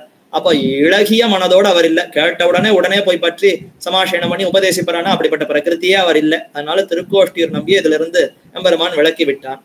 பெரிய திருமல நம்பிகள் அவர் முதல் வந்து கட்டாட்சித்தார். இவர் அவதரித்த சமயத்திலேயே நேர கட்டாட்சித்து திருநாமத்தை வைத்து எல்லாம் ஆகிவிட்டது. அவர் மறுபடியும் திருமலையில கைங்கரியத்துல இருக்கார். இப்ப அவரையும் தொந்தரவு பண்ண வேண்டாம். அடுத்து திருமாலையாண்டான் திருவரங்க பெருமாள் அரையர். திருவரங்க பெருமாள் அரையர் கைங்கரியம் இங்கேயே இருந்து எம்பெருமானுக்கு திவ்ய பிரபந்த பாசுரங்களை எல்லாம் இசையோடு அருளி செய்ய வேண்டும். அந்த கைங்கரியம் அவருக்கு இருக்கு. திருமாலையாண்டானோ பல காலக்ஷேபங்கள் வந்து அன்வயித்தார். ஆனா சில காலக்ஷேபங்கள்ல அவர் வரல. அதனாலதான் திருக்கோஷ்டியூர் நம்பி எம்பெருமானாரிடத்துல தெரிவிக்கும் பொழுது, அதாவது ராமானுஷருக்கும் இந்த திருமாலையாண்டானுக்கும் நடந்த அந்த பேச்சுவார்த்தைகள் ஈடு வியாக்கியானத்துல பல இடத்துல அமைந்திருக்கிறது. திருமாலையாண்டான் ஒரு அர்த்தத்தை இதுதான் ஆள வந்தார் உபதேசித்த அர்த்தம் என்று சொல்ல, இல்ல இதை விட இன்னும் உயர்ந்த அர்த்தம் இருக்குன்னு ராமானுஷர் அவருக்கு எடுத்து சொல்ல, இப்படி பல இடங்கள் தாண்டின உடனே திருமாலையாண்டான் நிறுத்திட்டார் காலக்ஷேபத்தை. என்ன நான் சொல்ல மீறி நீர் அர்த்தத்தை சொல்லி கொண்டு வருகிறீரே, இதெல்லாம் ஆள வந்தார் சொல்லி நான் ஒரு பொழுதும் கேட்டதில்லையே என்று சொல்ல, இல்ல அடியனுக்கு இதோ மனசுல பட்டது அதனால சொன்னேன்னு சொல்ல அத்தோட நிறுத்திட்டார். இந்த விஷயம் திருக்கோஷ்டியூர் நம்மிடத்துல போய் காதுல விழ அவருடனே பரபரத்து வந்தார். அவர் உபதேசிக்கிறச்ச 18 தடவை நடக்க வச்சார். இப்ப ஏதோ ஒரு தடவை அவர் நிறுத்திட்டார்னு உடனே அதை அவரால் தாங்கிக் கொள்ள முடியல. உடனே திருக்கோஷ்டியூர்ல இருந்து புறப்பட்டு வந்து திருமாலையாண்டான் இடத்துல தெரிவிக்கிறார், இல்ல ஆளவந்தார் மனசுல படாத ஒரு அர்த்தம் இவருடைய உள்ளத்துல வராது. ஆளவந்தார் திருவுள்ளத்துல எந்த அர்த்தம் தோணித்தோ அதுதான் இளையாழ்வாருடைய உள்ளத்திலையும் தோன்றுமே தவிர அதை விட அதிகப்படியாகவோ அதற்கு மாறான வேற அர்த்தமோ இவரிடத்துல தோன்றாது என்று சொல்ல, அப்ப திருமாலையாண்டான் சொன்னாராம், இல்லையே நான் அந்த அர்த்தத்தெல்லாம் ஆளவந்தார் உபதேசித்து கேட்கவில்லையேன்னா. அடியன் கேட்டிருக்கேன். திருக்கோஷ்டியூர் நம்பி தெரிவித்தாராம், அடியன் கேட்டது உண்டு. ஒருவேளை நீர் அந்த காலக்ஷேபத்தை அன்வைக்காமல் இருந்திருக்கலாம், நீர் வராமல் இருந்திருக்கலாம். ஆளவந்தார் பல தடவை பல அர்த்தங்களை உபதேசித்திருக்கிறார். அதுல இது ஒரு தடவை இந்த அர்த்தங்களை எல்லாம் உபதேசிக்க அடியன் கேட்டிருக்கேன், ஒருவேளை நீர் வரவில்லையோ என்னமோ என்று தெரிவித்தார். அப்ப இந்த மாதிரி அர்த்த பேதங்கள் எல்லாம் மாத்தி சொல்றாரா திருமாலையாண்டான். அதனால அவரையும் ஆச்சாரியராக வேண்டாம்னு தேவப்பெருமாள் இத்தனை பேரையும் விளக்கி விட்டு பெரிய நம்பிகளையே ஆச்சாரியராக கொள்ளும் என்று நியமித்தார் என்றும் கொள்ளலாம். பூர்ணாச்சாரிய சமாஸ்ரயா, அப்படிப்பட்ட பூர்ணாரியர் பெரிய நம்பிகளையே ஆச்சாரியராக பற்றும் என்று உபதேசித்தார். இது அத்தனை அர்த்தங்களையும் கேட்ட திருக்கச்சி நம்பிகள் ரொம்ப ஆச்சரியமா இருக்கே, போக்கியமா இருக்கே, தேவப்பெருமாள் இதுவரைக்கும் அருளி செய்யாத உயர்ந்த அர்த்த விசேஷங்களை எல்லாம் இப்படி 6 வார்த்தைகள்ல ஆச்சரியமா அருளி செய்திருக்கிறார். நேரே போய் இளையாழ்வாரிடத்துல விண்ணப்பிப்போம் என்று சந்தோஷமாக போய் இளையாழ்வாரிடத்துல விண்ணப்பிக்க, இந்த அர்த்தங்களை எல்லாம் கேட்ட இளையாழ்வார் மிகுந்த ஆனந்தத்தோடு மனசு முழுக்க சந்தோஷம் நிரம்பியது. கண்கள்ல நீர் பெருகிறது. அடியேன் சிறிய ஞானத்தன் தேங்கிறதுக்காக திருக்கச்சி நம்பிகள் அதை ஏற்றுக்கொண்டு பராத்பரனான பெருமாளிடத்துல விண்ணப்பிக்க, அவரும் இத்தை மதித்து மீண்டும் இதற்கு உத்தரம் அருளி செய்திருக்கிறார்னா, நான் பெற்ற பாக்கியம் வேறு யாருக்கும் கிடைக்கவில்லையே, இப்படிப்பட்ட ஒரு பாக்கியத்தை தேவப்பெருமாள் நமக்கு கொடுத்து அருளி இருக்கிறாரே, திருக்கச்சி நம்பிகள் மூலமாக ஒரு பெரிய நிதியை நமக்கு கொடுத்திருக்கிறாரே என்று மிகுந்த ஆனந்தப்பட்டு அப்பொழுதே திருக்கச்சி நம்பிகளுக்கு தண்டம் சமர்ப்பித்தார், பிரணாமங்களை சமர்ப்பித்தார். அதற்கு மேற்கொண்டு பெரிய நம்பிகளை ஆசிரிப்பதற்கு தயாரானார், புறப்பட்டார்.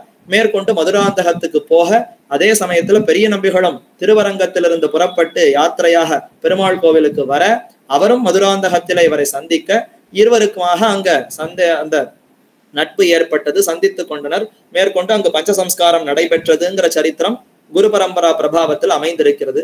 ஆக இப்படி அதற்கெல்லாம் காரணமாக ஒரு வித்து போல விதை போல இருந்தது எதுன்னா இந்த 6 வார்த்தைகள்.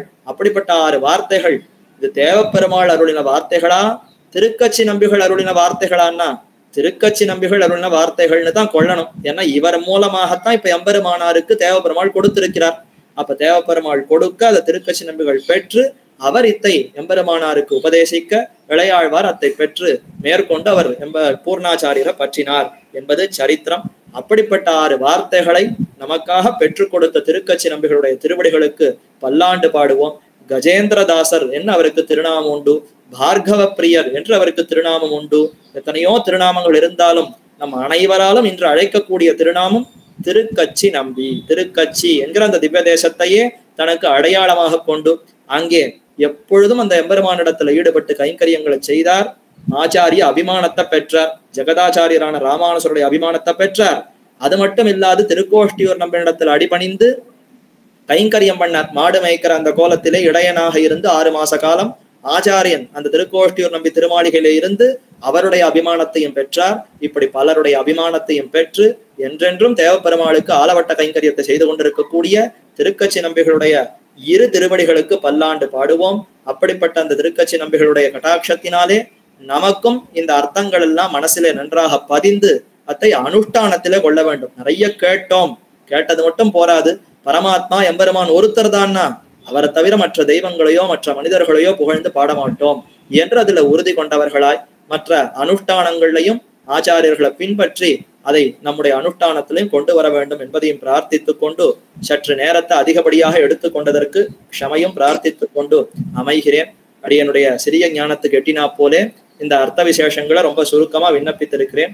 குற்றம் குறைகள் இருந்தால் க்ஷமிக்கும்படி பிரார்த்திக்கிறேன். இந்த அர்த்த விசேஷங்களை உபதேசித்து அடியனுடைய ஞானாச்சாரியர் ஸ்ரீ உவே மண்டயம் அனந்தான் பிள்ளை வேங்கட கிருஷ்ணமாச்சாரியர் சுவாமி என்ன, அதே போல வேலுக்குடி கிருஷ்ணன் சுவாமி என்ன, அடியனுடைய பஞ்சசம்ஸ்கார ஆச்சாரியரான அத்தங்கி திருமலாச்சாரியர் சுவாமி என்ன, இப்படிப்பட்ட ஆச்சாரிய வரியர்களுடைய திருவடிகளுக்கு பல்லாண்டு பாடிக்கொண்டு அமைகிறேன். ஸ்ரீமதே ரம்யஜா மாத்ரு முனீந்திராய மகாத்மனே ஸ்ரீரங்கவாசினே பூயாத் நித்யஸ்ரீ நித்யமங்கலம். ஆழ்வார் திருவடிகளே சரணம், எம்பெருமானார் திருவடிகளே சரணம், ஜீயர் திருவடிகளே சரணம். அடியேன் சுவாமி. சுவாமி பாக்கியம் ரொம்ப அற்புதமா சாதிச்சு கொடுத்தேன் சுவாமி. பூர்வாங்கமே ரொம்ப அழகா ஆரம்பிச்சேன் சுவாமி. மாசத்தோட பெருமை, மாசி மாசம் அப்படின்னாலே வெயில் அப்படின்ற ஒரு விதத்தை போக்கி நீங்க மாசத்தோட பெருமையை கூற ஆரம்பிச்சு அப்புறம் வசந்த ருது தொடங்க உள்ளதா சொன்னதுல இருந்தே நாங்க அழகா கேட்க ஆரம்பிச்சுட்டோம் சுவாமி. ரொம்ப அவ்வளவு அற்புதமா இருந்தது நீங்க தொடங்கின விதமே. அடுத்தது திருக்கச்சி நம்பிகளின் மேன்மையை அழகா ஆரம்பிச்சேன். பிரம்மம் ஒன்றே சத்தியம்னு அவர் உபதேசித்த விதங்களை ரொம்ப அழகா சாதிச்சு கொடுத்தேன் சுவாமி. அடுத்தது இவரே முதல்வனாம் விளக்கம் ரொம்ப அற்புதமா இருந்தது சுவாமி. திருக்கச்சி நம்பிகள் பிரபாவத்தை தேவரீர் சாதிச்சது அவ்வளவு பிரவாகமா வந்தது. ஒரே சீரா கொஞ்சம் கூட ஏத்த இறக்கமே இல்லாம அழகா நிதானமா சாதிச்சுன்னு வந்தேன். ரொம்ப நன்னா புரிஞ்சுது சுவாமி. அவ்வளவு அழகா இருந்தது. பக்தர்கள் முக்தர்கள் நித்தியர்கள் விளக்கமும் அடுத்தது அச்சித் பிரகிருதி விளக்கமும் ரொம்ப உன்னதமா சாதிச்சேல் சுவாமி. ஆச்சாரியர்களுக்குள் உத்தமர் இவர் தான் அவ்வளோ அழகா சாதிச்சேல். நாங்க நன்னா அன்வைச்சோம். அப்புறம் சஜ்ஜனாஸ்ரயம் விளக்கம் அதுக்கு வார்த்தைகளே இல்லை சுவாமி சொல்றதுக்கு. அவ்வளோ அழகா சொல்லிட்டு வந்தேன். கமலாபதி நந்தனம் விளக்கமும் நன்னா இருந்தது. ரசாயன பராயணம் விளக்கம் ஒண்ணுத்தையும் ஒரு வரியா சொல்லி அழகா அற்புதமா சாதிச்சு கொடுத்தேன் சுவாமி. அடுத்தது ஸ்ரீகாஞ்சி பூர்ண மித்தியன பிரீத்தியான்னு சொல்லி சொன்ன கதைகள், அந்த சுவாமியும் அவரும் எப்படி பேசிப்பா, என்னென்ன விதங்கள் சொல்லுவா அப்படின்னு அதெல்லாம் ரொம்ப அழகா இருந்தது. சர்வமும் பேசுவான்னு சொல்லி அப்புறம் அந்த அப்புச்சி காட்டிக்கு நான் பாசுரங்களோட கூடி பகவத்கீதையோட சேர்த்து சொன்ன விதங்களும் அற்புதம் சுவாமி. லௌகீகத்துக்கான ஒரு விளக்கம் கொடுத்தேன், அதையும் அதி உன்னதமா சாதிச்சேல் நீங்க. ஆச்சாரியனோட தொடர்புக்கானதாக சொன்ன இந்த தாமரை புஷ்பம் சூரிய கிரகணம் உதாரணம் ரசிக்கும்படியா இருந்தது சுவாமி. அவ்வளவு அழகு நீங்க சாதிச்ச விதம். தேவப்பெருமாள் அருளி 6 வார்த்தைகளுக்கு முன்னாடி நீங்க இத்தனை விதங்களும் சாதிச்சு கொடுத்தேல். பூர்வாங்கம் ரொம்ப அற்புதம் சுவாமி. ரொம்ப ஆனந்தமா அன்வைச்சோம். அடுத்தது அகமேவ பரம் தத்துவம் விளக்கம், பரம் தத்துவம் விளக்கமும் அழகா சாதிச்சேல் சுவாமி. பிரம்மம்னா யாருன்னு விளக்கமும் முதலாழ்வார் விளக்கமும் அழகா சொன்னேன் சுவாமி. புருஷ சுத்தம் விளக்கம் சொல்லி கொடுத்தேன் அதுல. அப்புறம் வரதராஜ ஸ்தவம் கூரத்தாழ்வான் சாதிச்சதை எங்களுக்கு அத்தனை அழகா சாதிச்சு நின்ற திருக்கோலத்துல பெருமாளை அவ்வளோ அழகா ஆனந்தமா அன்வைச்சோம் சுவாமி. நீங்க சாதிச்ச விதங்கள்ல நாங்க மனக்கண்ணுல பெருமாளை கண்டு மகிழ்ந்தோன்னு தான் சொல்லணும். அத்தனை அழகா இருந்தது. அகமேம பரம் தத்துவம்க்கு இவ்வளோ விளக்கங்கள்னு சொல்லி அடியவங்களை பாக்கியவாளாக்கிட்டேன் சுவாமி. அதை தவிர நான் கொஞ்சமா தான் சொல்லியிருக்கேன். நீங்க இன்னும் நிறைய கேட்டுங்கோ அப்படின்னு சொன்னேன் பாருங்க. அது உங்களை அந்த அளவுக்கு நீங்க அவ்வளவு தன்மையா சொன்னது அவ்வளவு அழகா இருந்தது சுவாமி. தேவரீர்கிட்டே திரும்பவும் இந்த மாதிரி ஒரு தடவை கேட்டுக்கணும்ன்ற ஆசை எங்களுக்கு வந்திருக்கு சுவாமி. தர்சனம் வேதையே வச்ச விளக்கம் அதி உன்னதம் சுவாமி. உலகமும் பிரம்மமும் வெவ்வேறு இல்லைன்னு அத்வைத கொள்கையை சாதிச்ச விதங்கள் அற்புதம். வேத வாக்கியங்கள் வேதத்தையும் அபேதத்தையும் கூறுகிறதுன்னு சொன்ன விளக்கமும் நாங்க நன்னா புரிஞ்சுக்கிற மாதிரி இருந்தது சுவாமி. அடுத்தது உபச்சார வார்த்தைகளாக சங்கரர் கூறியவைகளுக்கு நீங்க ஒரு ஹாஸ்யமா ஒரு கதை சாதிச்சேன். அதுவும் நன்னா இருந்தது சுவாமி. அந்தர்யாமி அழகா சாதிச்சு கொடுத்தேன். அடுத்த வார்த்தையா உபேயேசு பிரவத்திஷ்யாத்து விளக்கமும் தத்துவம் ஏகோ மகாயோகி அப்படின்னு சொல்லிட்டு ஆத்மா சாட்சாத்காரணத்தை ஞானிகள் பெற்ற விதங்களை சொல்லி கர்மாக்களை விடாம செய்யணும்னு சொன்னதும் அழகா இருந்தது சுவாமி. பிரபத்திக்கான விளக்கம் அவ்வளோ அழகா சாதிச்சேன். பெருமாளை எப்படி அனுபவிக்கணும்ன்றத ரொம்ப நன்னா சாதிச்சு காட்டினேன் சுவாமி. நாங்க ரொம்ப ஆனந்தமா அன்வைச்சோம். அடுத்தது அந்திம ஸ்மிருதி வர்ஜனமும் தேகா வச்சானே முக்தி சியாத், அடுத்தது பூர்ணாச்சாரிய சமாஸ்ரயா விளக்கம். அந்த 3 விளக்கமுமே ரொம்ப அற்புதமா இருந்தது. அடுத்தது தேகா விசானே முக்தி சியாத்துக்கு நீங்க சொன்னேன் மரணமானால் வைகுந்தம் கொடுக்கும் பிரான் கண்டிப்பா உண்டு அப்படின்றத நிச்சயமா நம்பணும் அப்படின்ற அளவுக்கு அவ்வளவு அழகா சொல்லி கொடுத்தேன். அடுத்தது இந்த விளக்கம் அந்த லாஸ்டா சொன்ன பூர்ணாச்சாரிய சமாஸ்ரயா விளக்கமும் ரொம்ப நல்லா இருந்தது சுவாமி. இன்னைக்கு நாங்க ரொம்ப ரொம்ப பாக்கியம் பண்ணியிருக்கோம். தேவரீர் திருவாக்கால இத்தனை ஒரு அற்புதமான உபன்யாசத்தை அன்வைச்சோம். தேவரீர் திருப்பாத கமலங்களுக்கு பல்லாண்டு பாடிக்கிறோம். ரொம்ப தன்யோஸ்மி சுவாமி. அப்பப்போ எங்களுக்கு இது மாதிரி வந்து நல்ல சத்விஷயங்களை சாதிச்சு கொடுக்கணும்னு விண்ணப்பிச்சு பிரார்த்திச்சுக்கிறோம் சுவாமி. அடியன் ஸ்ரீமதே ராமானுஜாய நமக சுவாமி. தன்யோஸ்மி சுவாமி.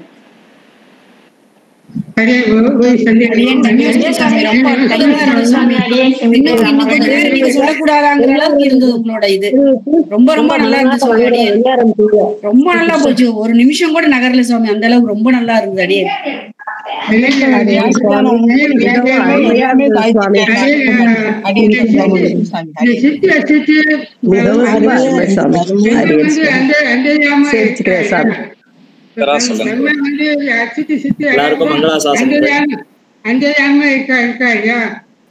அவருடைய தோஷங்கள் பிரம்மத்துக்கு வராதுன்னு சொல்றாங்க. அது கொஞ்சம் விளக்க முடியுமா? பிரம்மத்துக்கு பிரம்மம் வந்து அந்தரியாம இருக்கா இல்லையா? பிரம்மத்துக்கு தோஷம் தாங்க வராது இல்லையா? அது எப்படி ஒண்ணு சொல்ல முடியுமா? பிரம்மம் அந்தர்யாமியா இருந்தாலும் அவருக்கு தோஷம் எப்படி வராதுன்றதுக்கு உதாரணம் சொல்லணும்னு கேக்குறீங்களா? எப்படி சொல்ல முடியும் கேக்குறேன். பிரம்மம் அந்தர்யாமியா இருந்தாலும் அவருக்கு தோஷம் வராது அப்படின்னா இப்போ வந்து லௌகிக உதாரணம் என்ன பார்க்கலாம்? இப்போ நம்முடைய உடலே எடுத்துக்கோங்களேன். உடலுக்குள்ள இப்போ பல உறுப்புகள் இருக்கு. அதெல்லாம் வெளியில வந்து அழுக்குப்பட்டதுன்னா அதை வந்து அலம்பிக்கிறோம்.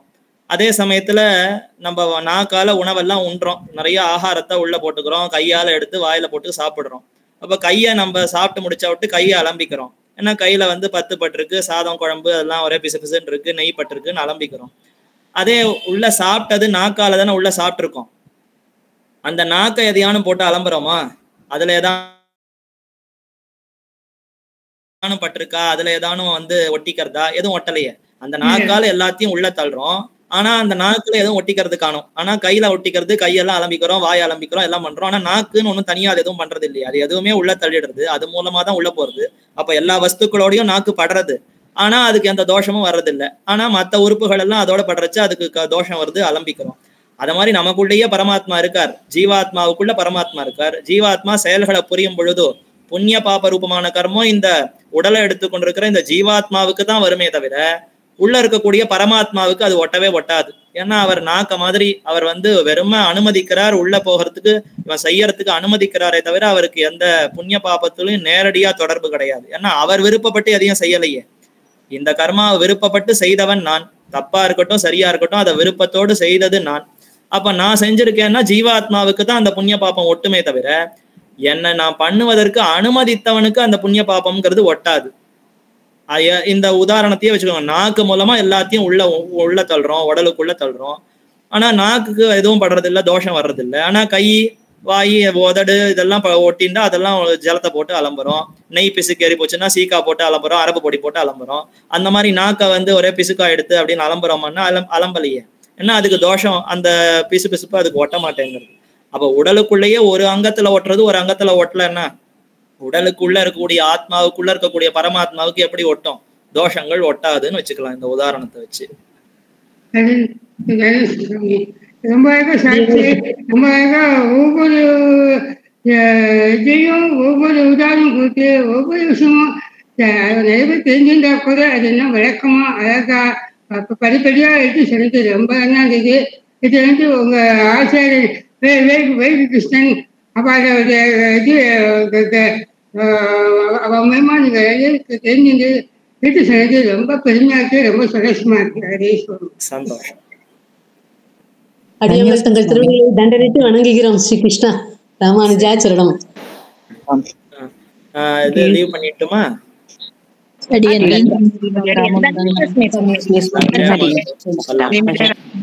ரொம்ப சந்தோஷமா இருக்குதுங்க சாமி. ஒவ்வொரு வார்த்தைகளும் கேட்க ஆனந்தமா இருக்குதுங்க சாமி. நேரம் போனதே தெரியல. சண்டை ரொம்ப சண்டை ரெக்கார்ட் பண்ணி அனுப்பிச்சு. அடியன் நமஸ்காரம். இந்த அந்திம ஸ்மிருதி வர்ஜனம்ங்கிறது ரொம்ப அழகா விளக்கினேன். நாங்க நினைச்சுட்டு இருந்தோம் பெருமாள் வந்து மாதிரி சொல்லிட்டாரே நம்ம நினைப்போமோ மாட்டோமோன்னு. ஆனா அதுக்கு நீங்க கொடுத்த விளக்கம் ரொம்ப அழகா இருந்தது. மேற்கோள் காட்டி நீங்க கொடுத்திருந்தது ஆசிரியர் ரொம்ப நல்லா இருந்தது. இவ்வளவு விளக்கமா இங்கேயுமே கேட்டிருக்க முடியாதுன்னு நினைக்கிறேன். ரொம்ப நல்லா இருந்தது. உங்களோட பூர்வமா அனுபவிச்சது. அடிக்கடி இந்த மாதிரி ஒரு உங்ககிட்ட நாங்க வச்சுக்கிறதுக்கு உங்க காசு கல்யாணம். சரி அடியன் சுவாமி ராமானுஜதாசன் பொன்னடியான் சிந்துமரம் அடியன் ஜனார்த்தன் ராமதாசன் குமாரவாடி ராமானுஜதாசன் அடியன் சார் அருமையா இருந்தது சுவாமி. தேவரை சாட்சி இன்னும் பல சாதிக்கணும், எங்களெல்லாம் உஜ்ஜீவனப்படுத்தணும். தேவரிதான் எங்க எல்லாரும் கரையேற்றணும் சுவாமி. எம்பெருமானார் வந்து கரையேத்தனா உங்களெல்லாம் வச்சுட்டு போனதாலதான் எம்பெருமானார் கரை அடி தாசன் பொன்னடியான் சிங்கமரம். அடியன் சாமி மும்மூச்சில இருக்கிற வியாக்கியானங்கள்லாம் எல்லாம் சாதிச்சிட்டே ரொம்ப அருமையா இருந்தது, அற்புதமா இருந்தது சாமி. அடியே தன்யோஸ்மி சாமி. அடியன் சாமி தன்யோஸ்மி. அதி அற்புதமா இருந்ததுங்க சாமி.